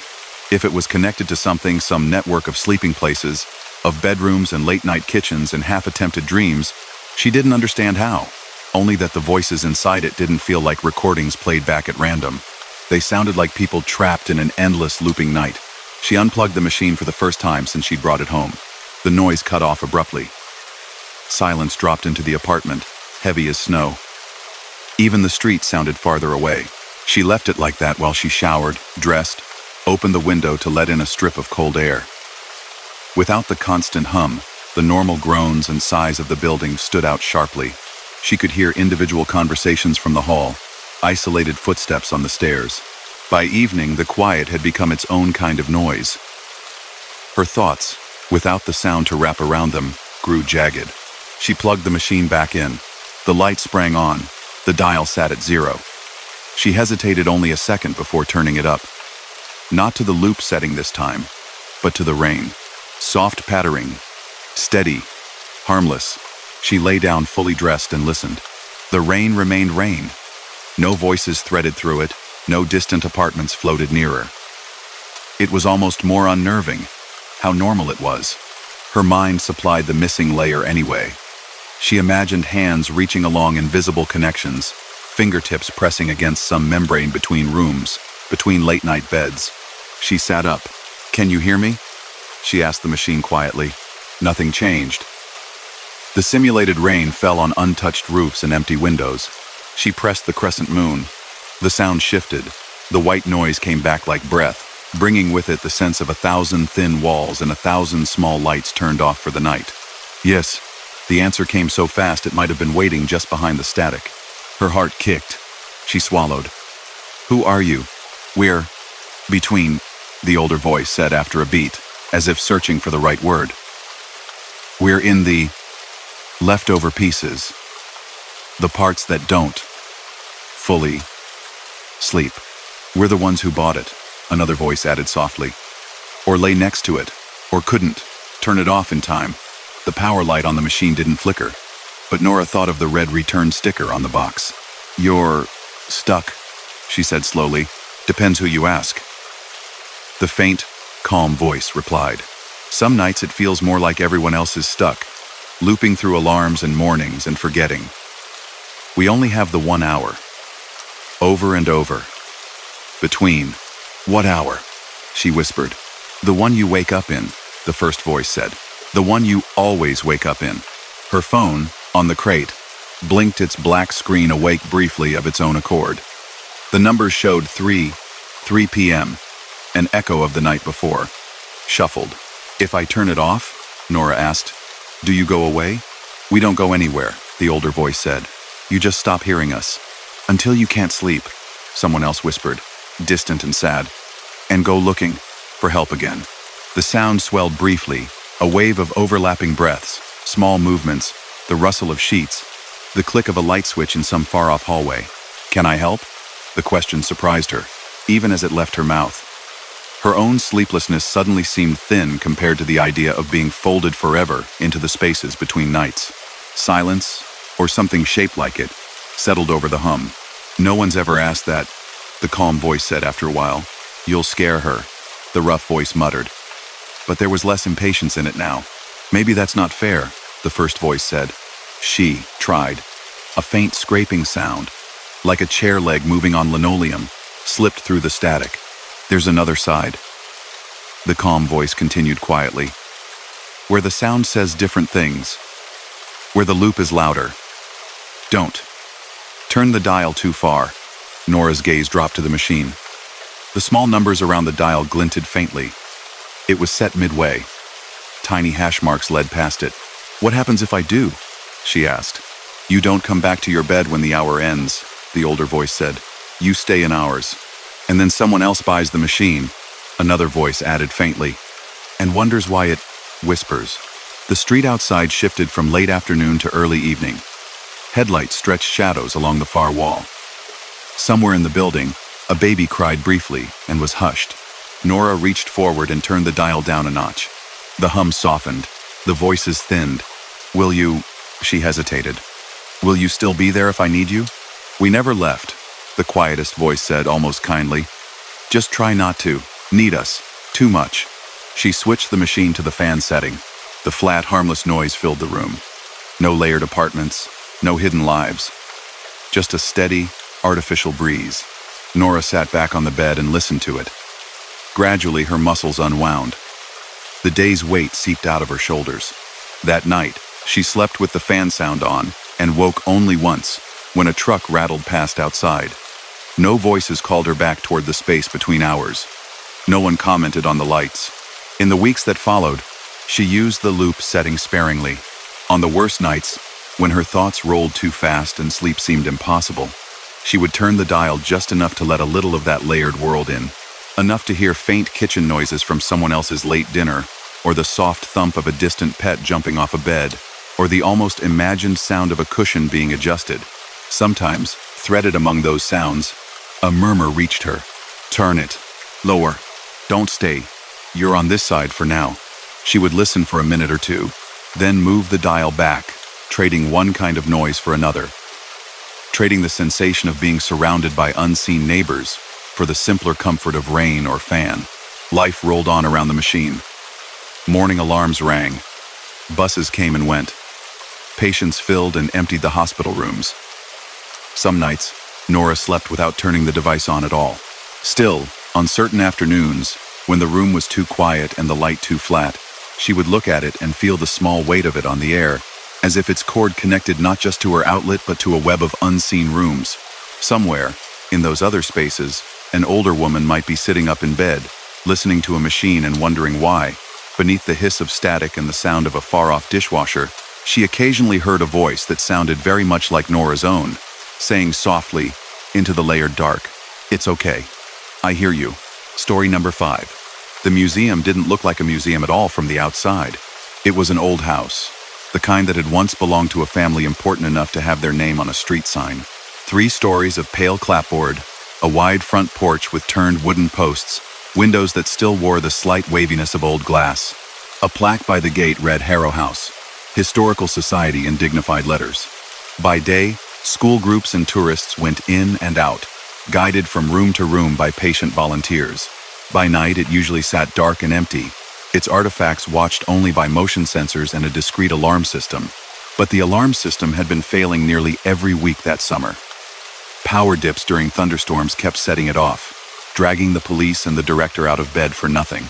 After the 3rd false alarm in as many weeks, the board decided to pay for an overnight guard, just until the electrical work is finished. Claire needed the money. She was between things, between teaching jobs, between leases, between the version of her life she'd planned and the one she actually had. Her cousin knew the museum director. A few quick calls later, she found herself with a set of keys and a week-long contract to keep an eye on the place after hours. "It's easy," the director assured her on the first evening, as they did a quick walkthrough. "You lock up at 9, stay downstairs most of the night with the monitors, and do a round every hour or so. If something looks badly out of place, call me. Or the police, if it's more dramatic."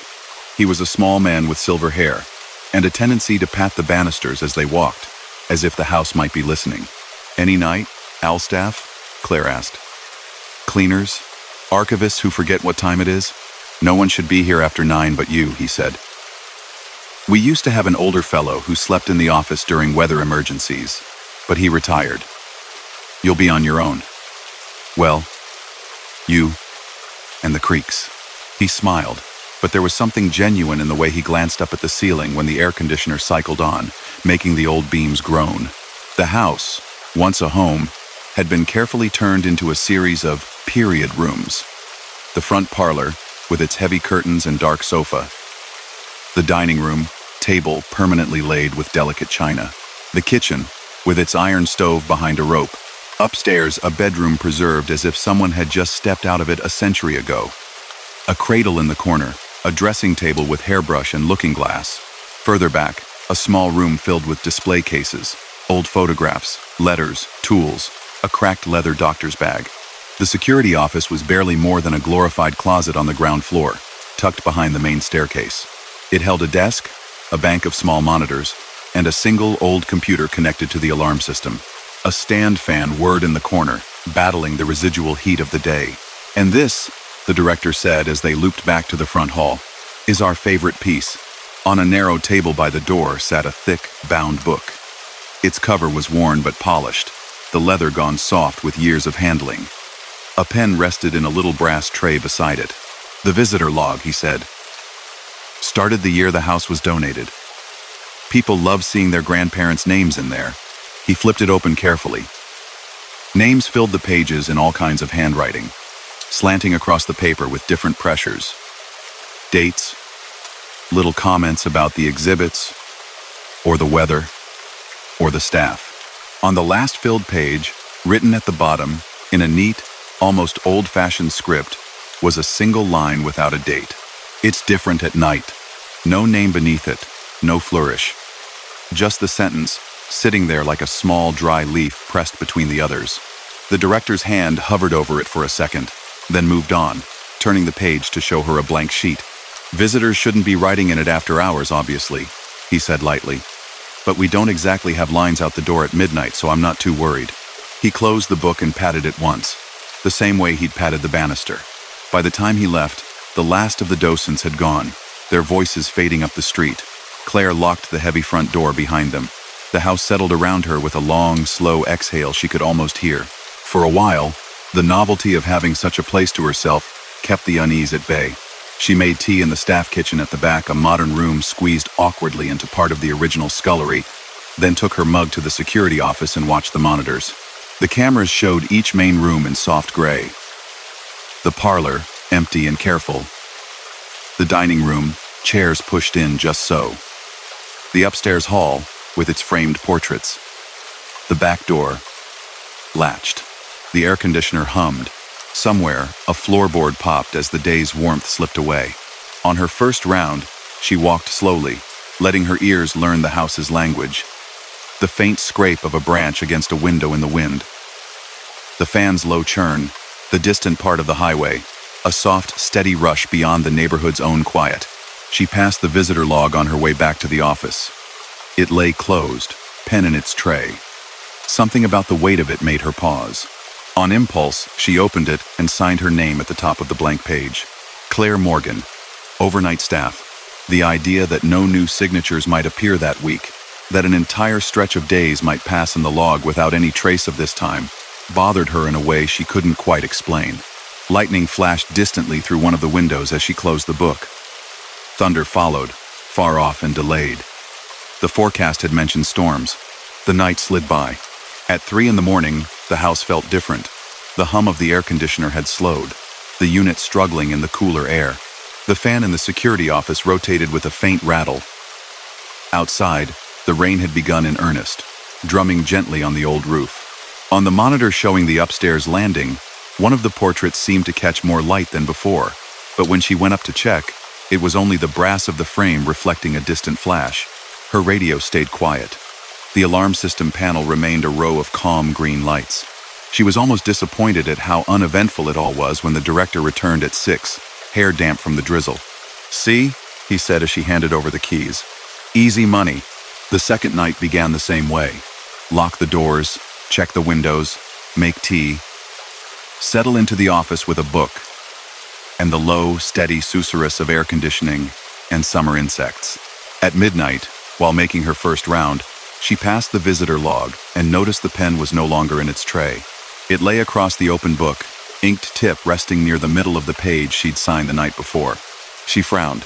The previous day's signatures filled the top half neatly. Her own name sat alone beneath them. Below it, in the same tidy handwriting she'd noticed on that stray line the director had turned past, another sentence had appeared. "Don't go into the kitchen when the fan stops." No date? No name? Just the sentence. For a moment she stood there in the hall, lit by the low lamp above the table, listening. The fan in the office hummed steadily. The ceiling fan above the staff kitchen table, she knew, had been on when she'd left it. She wasn't sure if she could hear it from here. The rain outside had risen to a steady hiss. She glanced up toward the dark rectangle of the upstairs.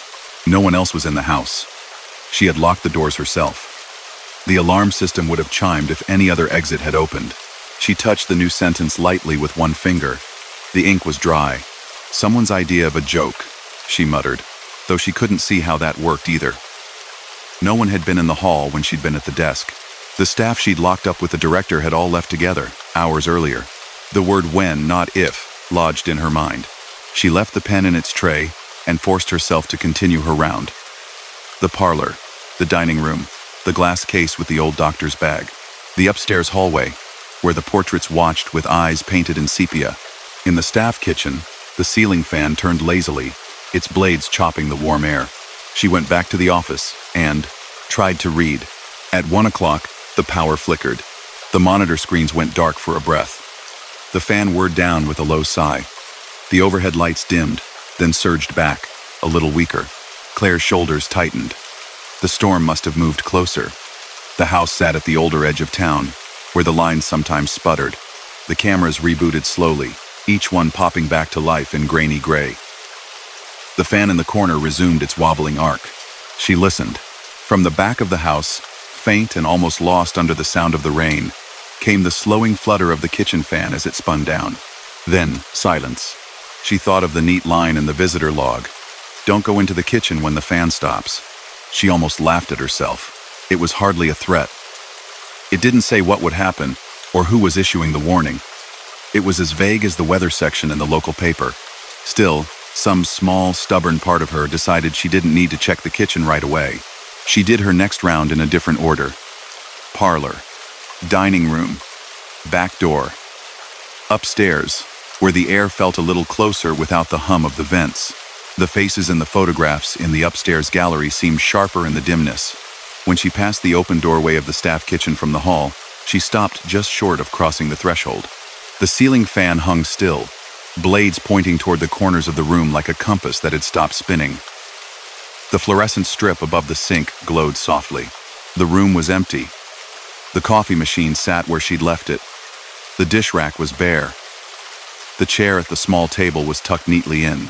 Yet the longer she stood there, the more she had the prickling sense that if she set even one foot on the linoleum, something about the room would change. She stepped back. She finished her round and went to the front hall instead. The log waited on its table, as quiet as a sleeping animal. Her own name stared up at her from the top of the page. Under the line about the fan, a new sentence had appeared. Good. The period at the end was tiny but deliberate. Her skin tightened along her arms, as if she'd walked through a draft. On impulse, she picked up the pen. Who wrote this?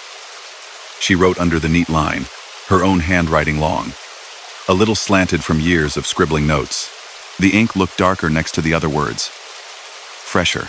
She put the pen down, went back to the security office, and tried not to look at the monitor that showed the front hall. The temptation to glance at it, to see if anything moved near the visitor table, prickled at the back of her neck. She made herself watch the upstairs landing instead, where the shadows from the banister looked like dark, sloping ribs. 20 minutes later, she gave in.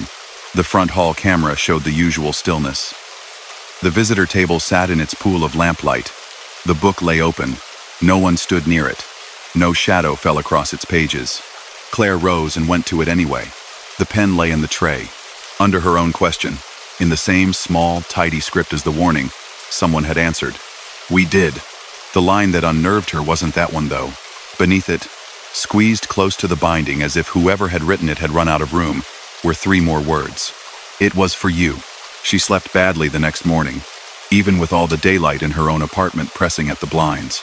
Her dreams tangled with images of ink seeping across paper on its own, of fans stuttering to a stop, of old photographs shifting on the walls.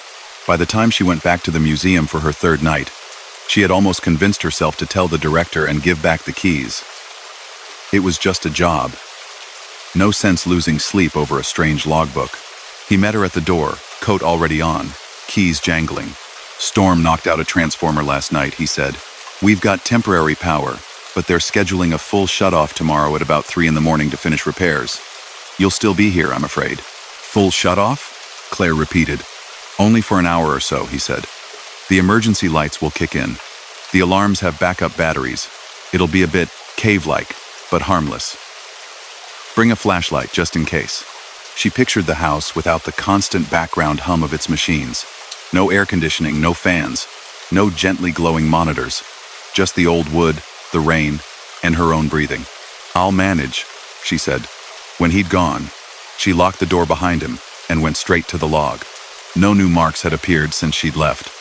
Her question and their answer sat exactly where she'd seen them. Her fingers hovered over the page before she picked up the pen again. What is we? She wrote. Who are you? She hesitated, then added, what happens in the kitchen when the fan stops? She set the pen down deliberately, turned, and walked away. In the office, she forced herself to sit and count her own breaths for a full minute before looking at the monitors. The front hall camera showed an empty frame. The book. The lamp. The shadows. Nothing moved. A minute stretched into 5, 10. On the 11th minute, the pen lying on the tray rolled half a centimeter on its own. Ink darkened on the page, one small stroke at a time, though no visible hand held the pen. The writing was too small to read on the grainy feed, but the movement itself was delicate, as if someone were being careful. Every hair on the back of Claire's neck tried to stand up at once. When the pen stilled, she went to see. Under her questions, the neat script had answered again. We are the ones who stayed interested. She frowned. Interested in what? She said aloud, before remembering they hadn't spoken, only written. Interested in here, she wrote. In now. The ink below her previous sentence had been smudged slightly.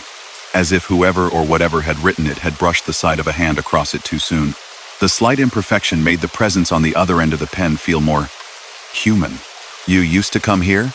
she wrote. "We still do," the book replied, moments later.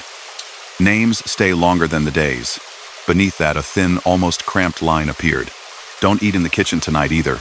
"Why?" she wrote. "Is something there?" The answer came more slowly this time, as if the writer were choosing words with care. "Not yet." The storm that night was closer. Rain blew in sheets against the old windows, tapping a random pattern on the panes. Lightning flashed often enough to make the room seem to breathe with light.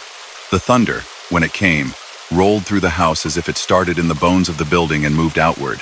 The fans labored. The air conditioner clunked once, twice, as if clearing its throat.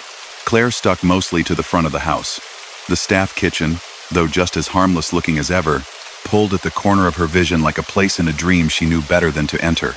On the monitors, the museum's rooms flickered in grayscale. Once, in a lightning flash, she thought she saw someone standing at the top of the main stairs on the upstairs camera, a dim, narrow figure just at the edge of the frame. When the light faded, the spot was empty. Only the pattern of the wallpaper where a shoulder might have been. At 2:30 in the morning, the power dipped again. The house exhaled its mechanical breath. The monitors went black. The fans whirred to a stop. The overhead lights blinked out. For a heartbeat, the museum existed in perfect, deep quiet.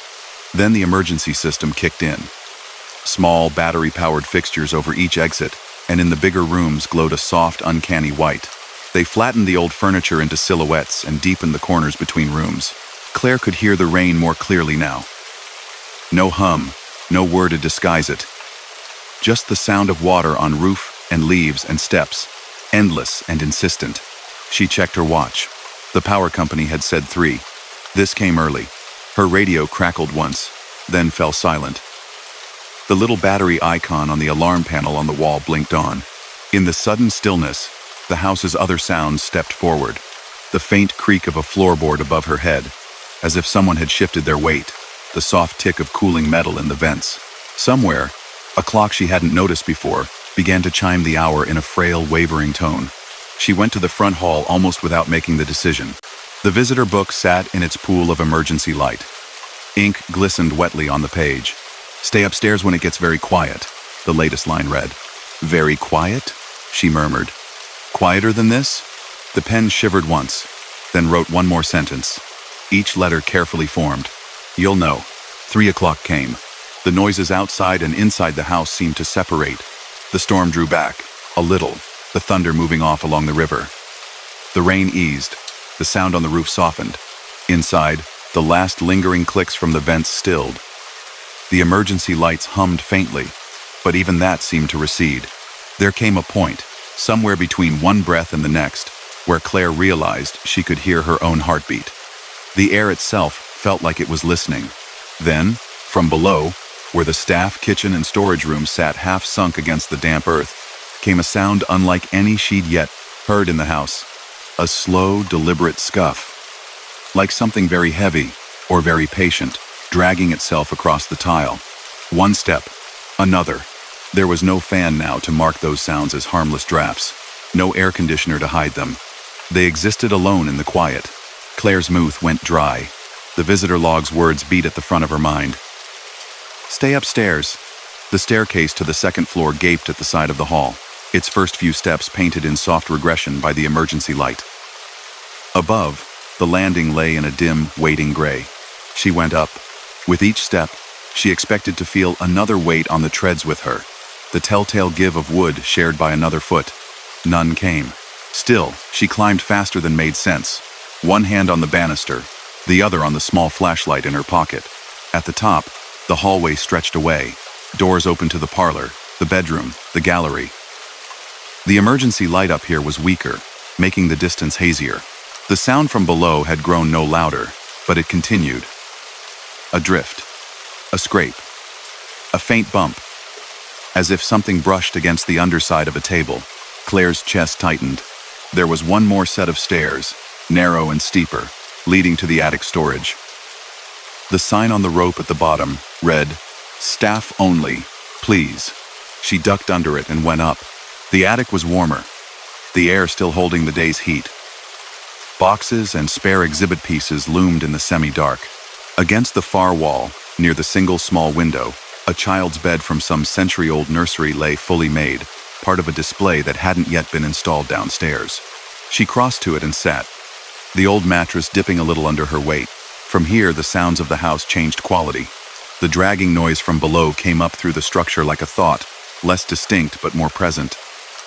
It moved slowly, unhurried, as if it knew it had all the time in the world while the power was out. Claire closed her eyes. She heard it pass under the room that had been the kitchen, under the hall, under the parlor. Once, it seemed to pause directly beneath the main staircase, as if considering the steps. The boards under her feet trembled, the faintest possible amount. She gripped the edge of the child's quilt. On the floor near the bed, something lay out of place, a slim rectangle of off-white in the gloom. She leaned down and picked it up. A page, torn neatly from somewhere. The paper was thick, like the kind used in the visitor log. Words crossed it in the same neat script. "Don't look at it if it comes up the stairs." The final word trailed off, as if the writer had been interrupted. Her throat worked. The house was so quiet now that when the attic fan, a small old thing near the window, ticked once, twice, as it settled in its stillness, she almost cried out. The dragging noise paused at the floor below. Claire sat there, on a bed that had once belonged to some child whose name she'd never know, in a museum attic that smelled faintly of dust and lemon oil, and counted. 1, 2, 3. 30 felt very far away. She heard the first step creak on the narrow back stair. Not the main staircase, but the service one at the end of the upstairs hall, the one the domestic staff had used when the house was a home.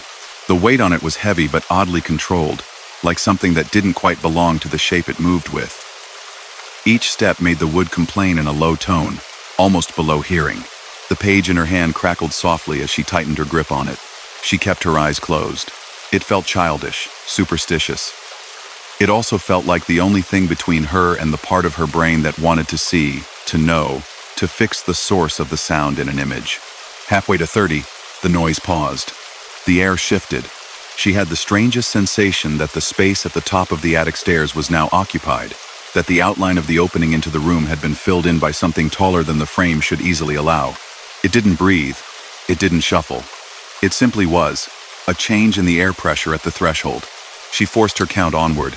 25, 26, 27.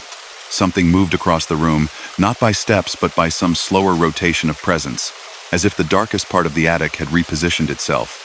It brushed against the corner of her perception, a coolness like standing too near an open walk-in freezer.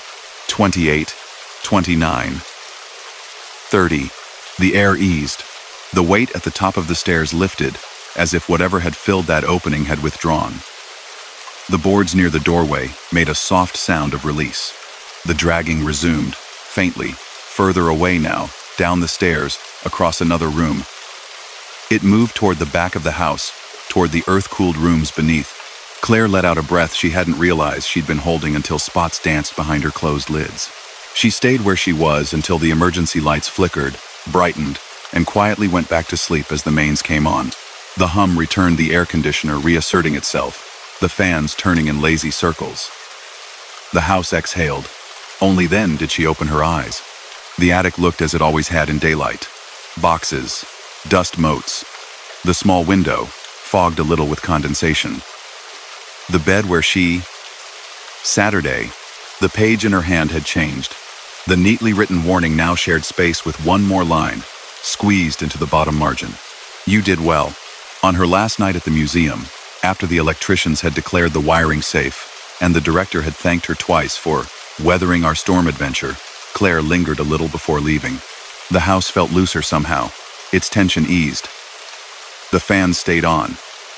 The lights held steady. The visitor log waited on its table, open to the same page. Her own first signature looked back at her from the top. Below it, the conversation of the last few nights wound in and around other visitors' remarks about guide quality and favorite exhibits.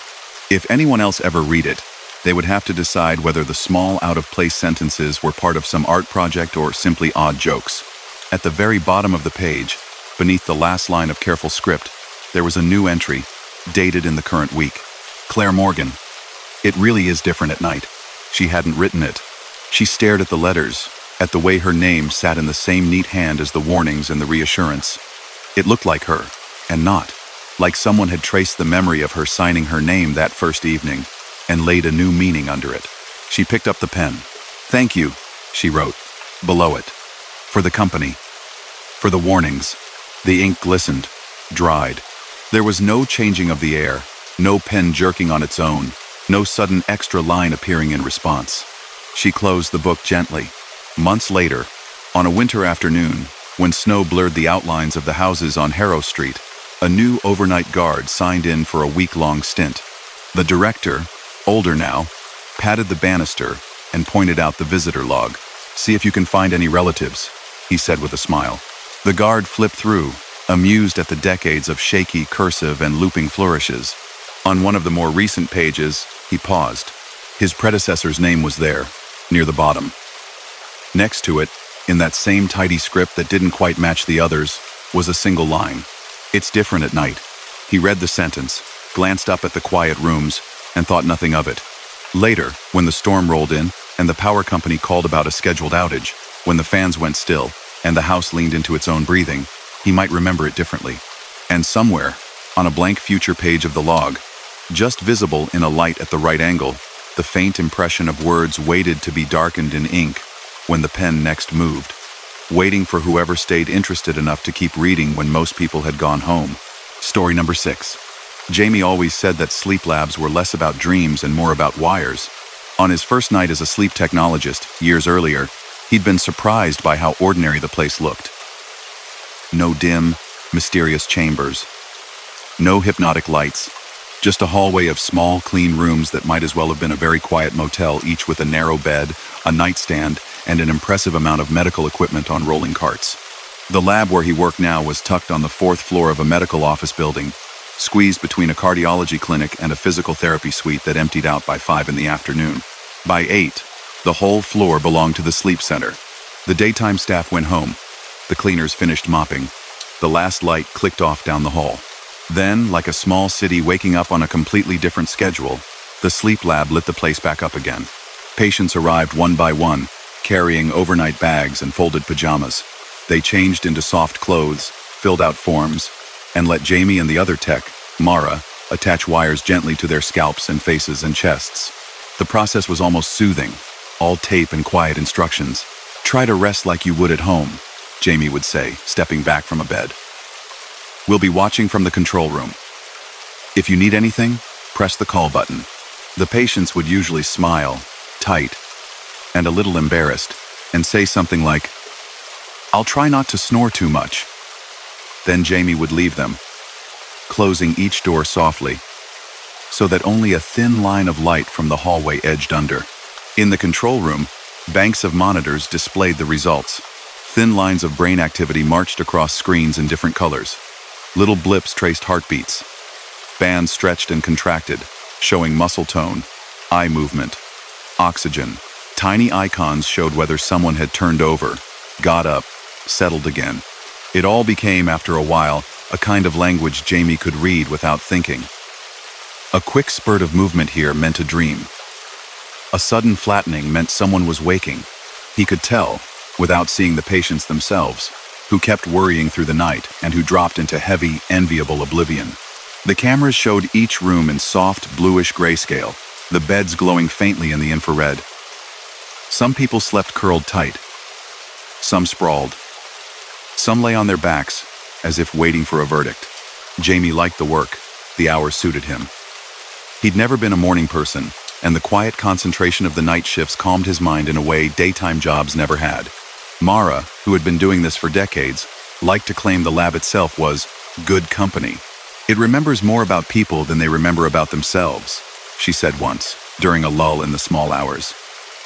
"Most honest place in the building. Everyone shows who they really are when they're asleep." On the monitors, 6 little green labels named the rooms. 1, 2, 3, 4, 5, 6. The hallway held 7 doors, though. The last was marked "Staff Only" in a strip of laminated tape. Its handle had a lock underneath the round knob. A paper sign, yellowed at the corners, had been pinned above it long ago. Room 7. Not in use. Jamie had never thought much about it. Some labs had storage rooms built to look like patient rooms. Others had old suites that didn't meet updated safety guidelines. The ghost numbers were just quirks of floor plans. Then, one week in late autumn, Mara called in sick for a stretch of nights. "Just a bug," she said hoarsely over the phone. "You'll be fine. It's a light schedule. Only 3 patients tonight. Call me if the system does anything truly outrageous." The lab felt larger with fewer people in it. Only rooms 2, 4, and 6 were occupied. Their doors glowed softly with the little red recording lights above the frames. Jamie settled into the control room chair, mug of tea cooling by his elbow. The monitors showed his 3 sleepers in neat rows of data. The blue cast of the cameras painted their forms as if underwater. He watched the lines, making notes. Room 2's subject. A young woman with messy hair rolled onto her side. Room 4's older man snored gently, the microphone turning the sound into a low rumble on the speaker. Room 6's data still fluttered lightly near waking. A 4th set of graphs appeared at the edge of his vision. He frowned and leaned closer. In the column where the lab system usually kept a test channel, a flat, steady line put there to make sure the amplifiers were working, something had changed. The label above it read CH7. Thin, complex waves crawled across that section of the screen. They didn't look like test patterns. They looked like real brain activity in slow, drifting cycles. Beside them, numbers flicked. Heart rate, oxygen, breathing. He tapped the column label. The system responded as if he'd clicked on a legitimate room. Room 7. Study in progress.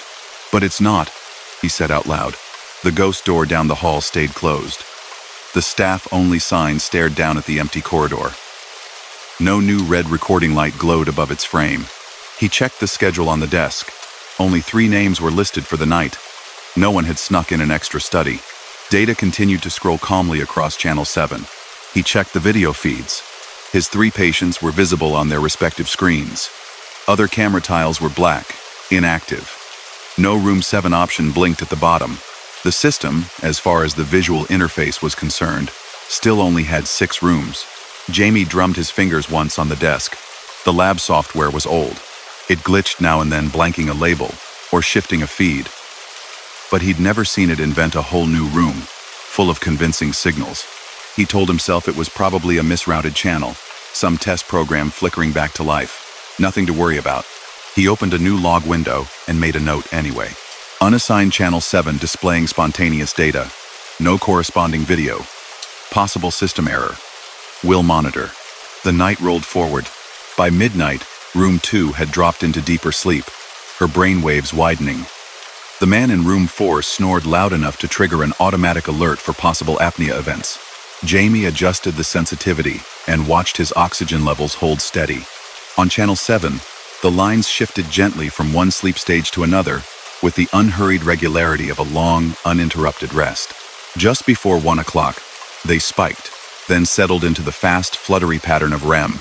Jamie's own eyelids felt heavy. He had to force himself to get up, stretch, walk the hall, peek through the narrow windows into the occupied rooms as protocol dictated. Each patient lay securely connected to their wires, breathing steadily.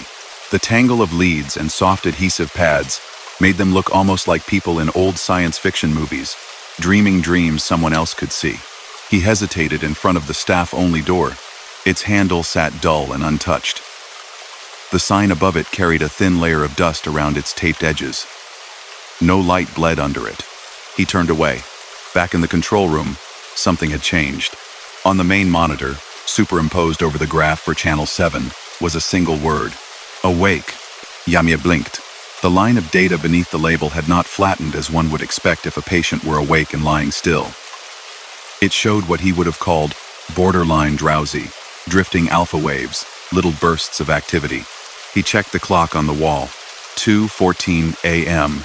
The speakers for the rooms were all turned low, but a faint rustle drifted through them, occasionally a cough from 4, a sigh from 6.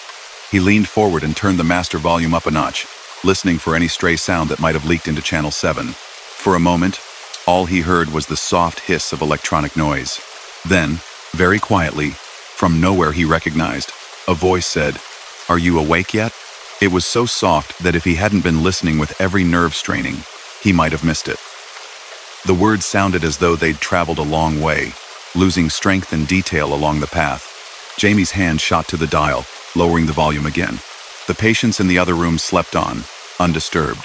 He told himself firmly that someone in room 4 might have mumbled something, that the microphone levels could have bounced odd echoes through the system, that the software, confused by the surprise appearance of Channel 7, had misrouted the audio.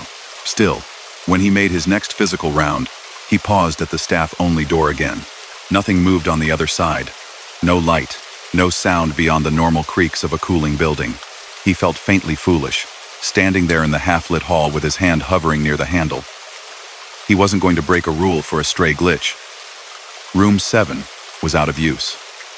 That. The next morning, when Mara called to check in, he mentioned the odd test channel, keeping his tone casual. Could be some old configuration waking up, she said, sniffling. That system's got ghosts. Not the fun kind, the IT kind. It's labeled as a full room, he said.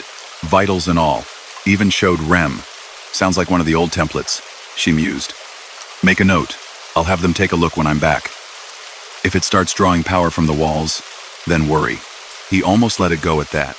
But the following night, when he logged in and powered up the monitors, Channel 7 appeared immediately, waiting. Room 7. Study in progress. The label read again. His fingers hesitated over the keyboard. System, he typed into the command bar.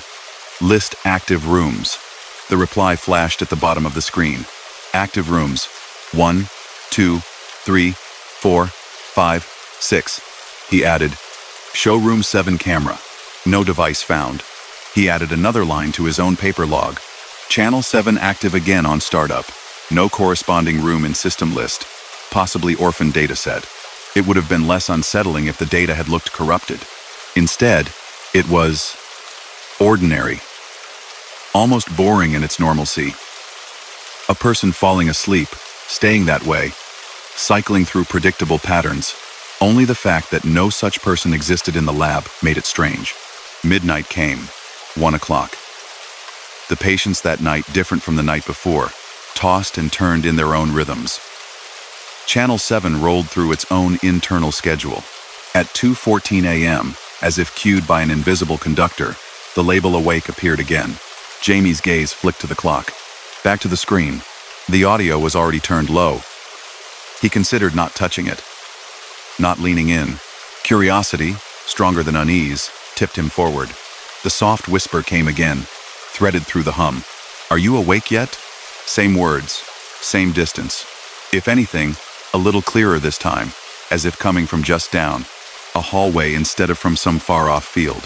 He listened a few seconds longer, but no other words followed. The speech, whatever it was, seemed to be a single repeated fragment. The next day he arrived at the lab early. The daytime coordinator, a woman named Farah, was at the front desk, shuffling papers into neat stacks. Question for you, he said, leaning on the counter. Why don't we use room 7? Farah glanced up, her brow furrowing. You mean that old closet? The one with the door like the others, he said. Marked staff only. Storage, I think, she said. And there was something about... She raised her hand to tap her chin, then thought better of it, probably remembering she'd just sorted old files. It's been off the books since before I started. Older techs always said to leave it alone. Wiring issue? Or some regulation about square footage? Why? No reason, he said. Just noticed we only ever fill up to 6 patients, even on busy nights. She shrugged. If they didn't rip it out when they renovated, it's because there's something in there they don't know where else to put.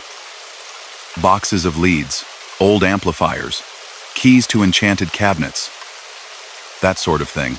He offered a half smile and went on to the control room. For the first half of the third night, he tried to ignore Channel 7. He focused instead on the 6 actual patients. One had restless legs. He adjusted the sensitivity on the movement channel. Another seemed on the verge of panic every time they drifted near sleep. He spoke to them over the intercom, calm and steady, until their breathing eased. Still, the extra data sat at the edge of his vision.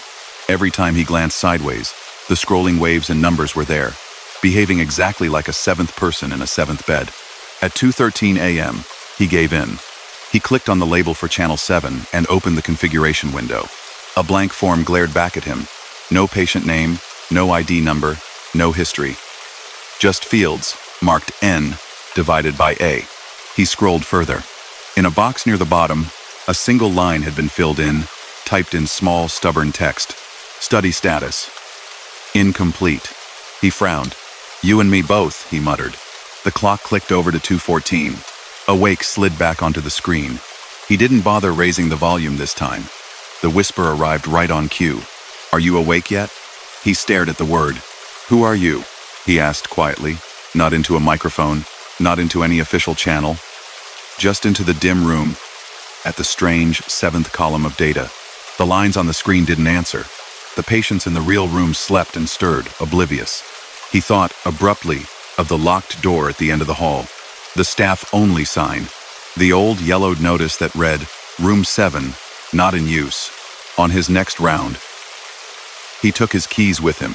The corridor beyond the last active patient room was narrower, as if the architects had almost changed their minds about including it. The exit sign at the far end glowed faintly, marking the stairwell door. Room 7's door stood just before it. Up close, the staff-only tape was more faded than it looked from the control room. The keyhole under the knob had a fine ring of scratched paint around it, as if keys had once been turned there often and then not at all. Jamie slid the master key in and tested the handle. The lock turned with a reluctant click. He opened the door. The lights inside were off. He found the switch by feeling along the wall. A small lamp on the nightstand glowed to life. The room could have been any of the others, same narrow bed, same bedspread in the same bland pattern, same cart with coiled wires and sensors. Dust ringed the bases of the furniture. The pillow wore a faint indent, as if something light had once rested there and then drifted away. The air smelled faintly of cleaning products and old carpet. No boxes cluttered the space. No stacks of unused equipment. It was not a storage room. It looked like a room that had been made up for a patient, then left waiting too long. He stepped in.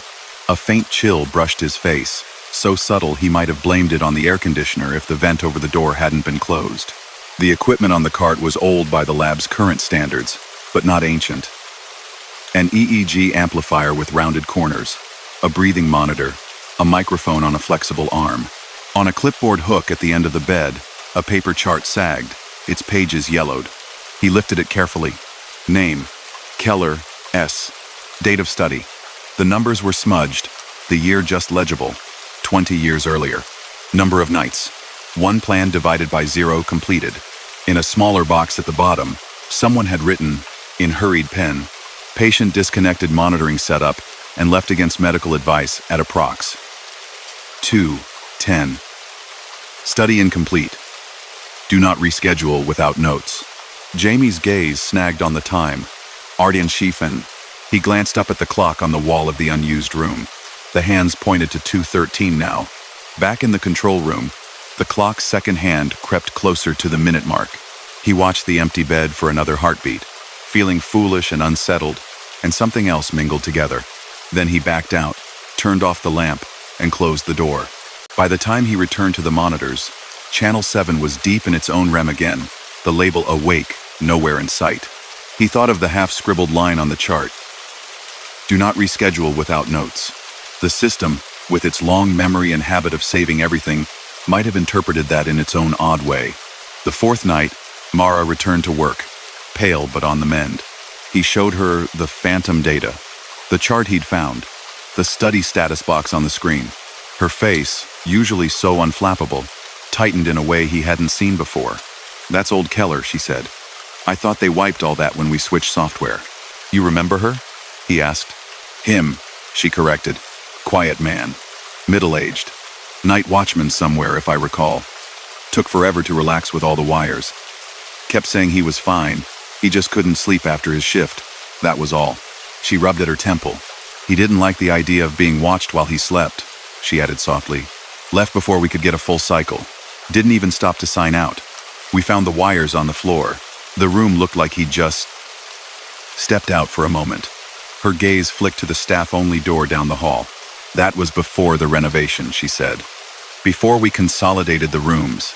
That suite was supposed to be repurposed. But the board decided it was cheaper to leave it closed than run new lines. His study never completed, Jamie said. The system still has it marked that way. Occasionally, Mara said slowly, the software will burp up old cases when it's idle. Little strips of recordings, snippets of data. We usually ignore it. But this... She looked at Channel 7, at the smooth, unbroken curve of sleep it currently displayed. This is cleaner than anything he gave us that night. What do you think it is? He asked. Honestly? She shook her head. I think you're seeing the lab's memory of what should have happened. He waited. But that doesn't explain the voice, she added reluctantly. That night, Jamie let Mara doze in the recliner in the corner during the mid-shift slump, as she sometimes did on slow nights. He watched the monitors, keeping an eye on Channel 7 without admitting to himself that he was doing so. At 2:14 a.m., a wake appeared almost crisply. The whisper came a heartbeat later. Are you awake yet? Yamya sat forward. Yes, he said quietly. I'm awake. The lines on Channel 7 trembled, then settled. On the infrared camera views, none of the real patients moved. Why are you here? He asked, words barely above breath. No reply, not in words. Instead, the pattern on Channel 7's EEG shifted into a rapid, irregular series of spikes. It looked almost like letters. He blinked, forcing himself not to rub his eyes. The spikes formed shapes that were unmistakably not normal brain waves. S, T, A, Y. The 4 distinct bursts stretched across the screen, one after the other. Then, a wide, low valley. A, W, A well, K, E. Each letter carved in the language of volts and cycles, crude but readable. Stay awake. A noise behind him made him jump. Mara, half sitting up in her recliner, coughed and reached for her water bottle, utterly unaware. He turned back to the screen. The waves on Channel 7 had smoothed out again, returning to the familiar rhythm of Stage 2 sleep. The letters dissolved into the general flow of the line. For the rest of the night, every time his head nodded forward even slightly, a sharp spike would appear on Channel 7, and his own body would jolt, as if someone had nudged his shoulder. When his shift ended, dawn paling the windows, he walked out into the parking lot with a strange mix of gratitude and unease. It was one thing to suspect a leftover pattern repeating itself in an old piece of software. It was another to feel as if something on the other end were actively trying to keep him from closing his eyes. On his day off, he woke in the middle of the afternoon from an uneasy nap with a clear, unpleasant image in his mind. He had been lying on one of the lab beds, wires attached to his scalp and face, eyes taped gently shut the way they sometimes did for certain tests.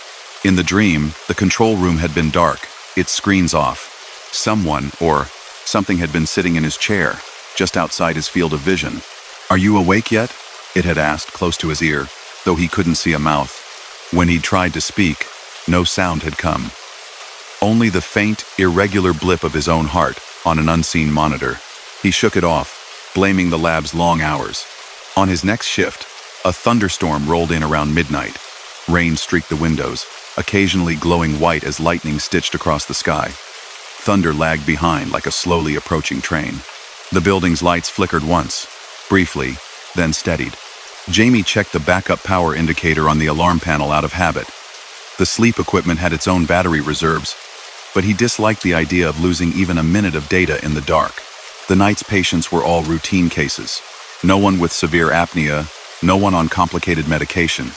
A good night for the weather to misbehave, if it had to. Channel 7 glowed patiently at the far right of the main monitor, scrolling its silent progress. At 2:10, the lights flickered again. This time, they went out. For a few seconds, the world consisted of the soft glow from the monitors and the white streak of lightning through the nearest window. Then the emergency lights came on, bathing the hallway in flat, limited illumination. The lab equipment switched to backup power with a barely audible click. On the screens, Jamie's real 6 patients continued to sleep in their slow, flickering ways. Channel 7's signal brightened.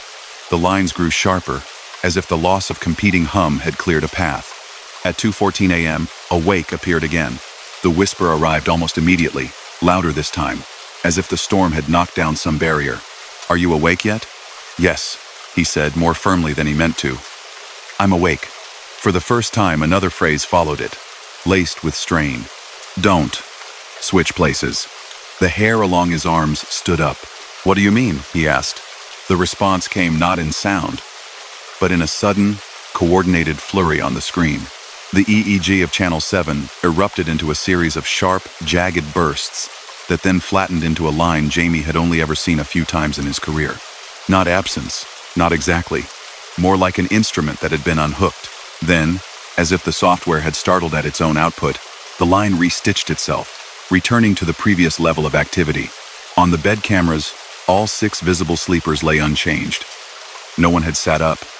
No one had stirred. The storm rumbled. Closer now. Jamie's own eyelids felt grainy. The combination of low light, steady sound, and hours of watching people breathe had tugged at his consciousness. He reached for his mug, cold tea. He stood, stretched, walked the hall. As he passed the staff-only door, a small shiver ran along his spine. In his peripheral vision, he thought he saw a faint light under the door. He stopped and looked directly. Nothing. Only the reflected pulse of the emergency lamp at the far end of the corridor. In the control room, the monitors beeped softly. Once. Twice. An alert. Channel 7. Signal loss, the message read. As he watched, the data on that line flickered, vanished, then came back, slightly out of step with itself. Instead of aligning with the clock at the top of the screen, it drifted left by a second. Then, too, he had the strange, vertigo-inducing sense that Channel 7's time was sliding, just a little, away from theirs. He sat back down and clenched his hands in his lap. If I fall asleep, he said quietly, what happens? On the screen, the letters came one at a time, stuttering in the EEG. Y. Ozzy. U. There was a pause, as if whatever was writing needed to gather itself. T. R. A. D. E. His mouth went dry. A flash of lightning painted the room sharp and unnatural for a heartbeat.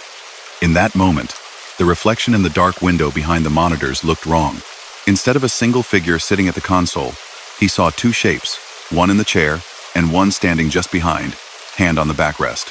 He turned quickly. The room was empty but for him. The emergency lights flickered. The patient's data rolled on, undisturbed. Channel 7's waves narrowed, as if something inside that invisible room had tensed. Jamie thought of the unfinished chart in room 7. Of the words, study incomplete. Do not reschedule without notes. He thought of 20 years of nights since then, of how many times the lab software might have run maintenance routines on old studies, trying to tidy up, to balance the books. He thought of his own name, attached to so many nights' worth of observation and care. He thought, suddenly and with unwelcome clarity, of the line Mara had tossed out casually on his very first night, long ago. The lab remembers more about people than they remember about themselves. The storm moved off eventually. The regular power bloomed back. The fans hummed. The air conditioner resumed its background growl. Channel 7 quieted. When the shift ended and the morning techs arrived, Jamie stayed a moment longer than usual in the control room. He opened the study status box for Channel 7 one more time. Study status. Incomplete. It still read. In the notes field beneath it, which had been blank before, a new line had appeared. Do not fall asleep in this room. He didn't remember typing it. He reached for the keyboard, intending to delete it. His fingers hovered there, motionless. He closed the window instead. A few days later, the lab's IT department ran a system-wide upgrade. When Jamie logged in after the update, the interface looked cleaner, sleeker. The colors were brighter. The fonts were new. The list of active rooms, however, remained the same. E, R, San, Sick, Wu, Look. Channel 7 was gone. He scrolled left and right along the monitor grid. No extra column lurked at the edge now. No stray data flickered. Guess they finally zapped that ghost case, Mara said cheerfully from the doorway, sipping coffee. Good. Less for us to ignore. He nodded, but the relief he'd expected didn't quite come. That night, with a full slate of 6 real patients, he watched the screens with more attention than usual. Midnight came and went. 1 o'clock, 2. No ghost label appeared. No extra line of waves. At 2:14 a.m., though, when the monitor's soft glow made the room feel more like the inside of an aquarium than a control center, Jamie felt the faint, now familiar urge to let his eyelids close. He sat up straighter. On one of the active channels, not on an extra column this time, but tucked invisibly among the noise of a real patient's EEG, a brief cluster of spikes appeared. S-T-A-Y. He blinked. They were gone. He glanced at the clock on the wall. 2:14. On the speaker for that same room, buried under the slow sound of someone else's breathing, a whisper brushed the edge of hearing. It might have been the air conditioner. It might have been the sigh of the vent. Or it might have been a quiet, patient voice he now knew too well, reminding him of an agreement made in the middle of a storm. "Are you awake yet?" It almost sounded like. "Yes," Jamie said calmly, to the screens, to the room, to himself. "I'm awake." And somewhere, in a room that did not officially exist in the lab's current floor plan, on a bed made up for a study that had never quite finished, a presence that knew the shape of wires and the weight of being watched turned back toward its own long, looping night, content for now to keep watch from the other side of the glass.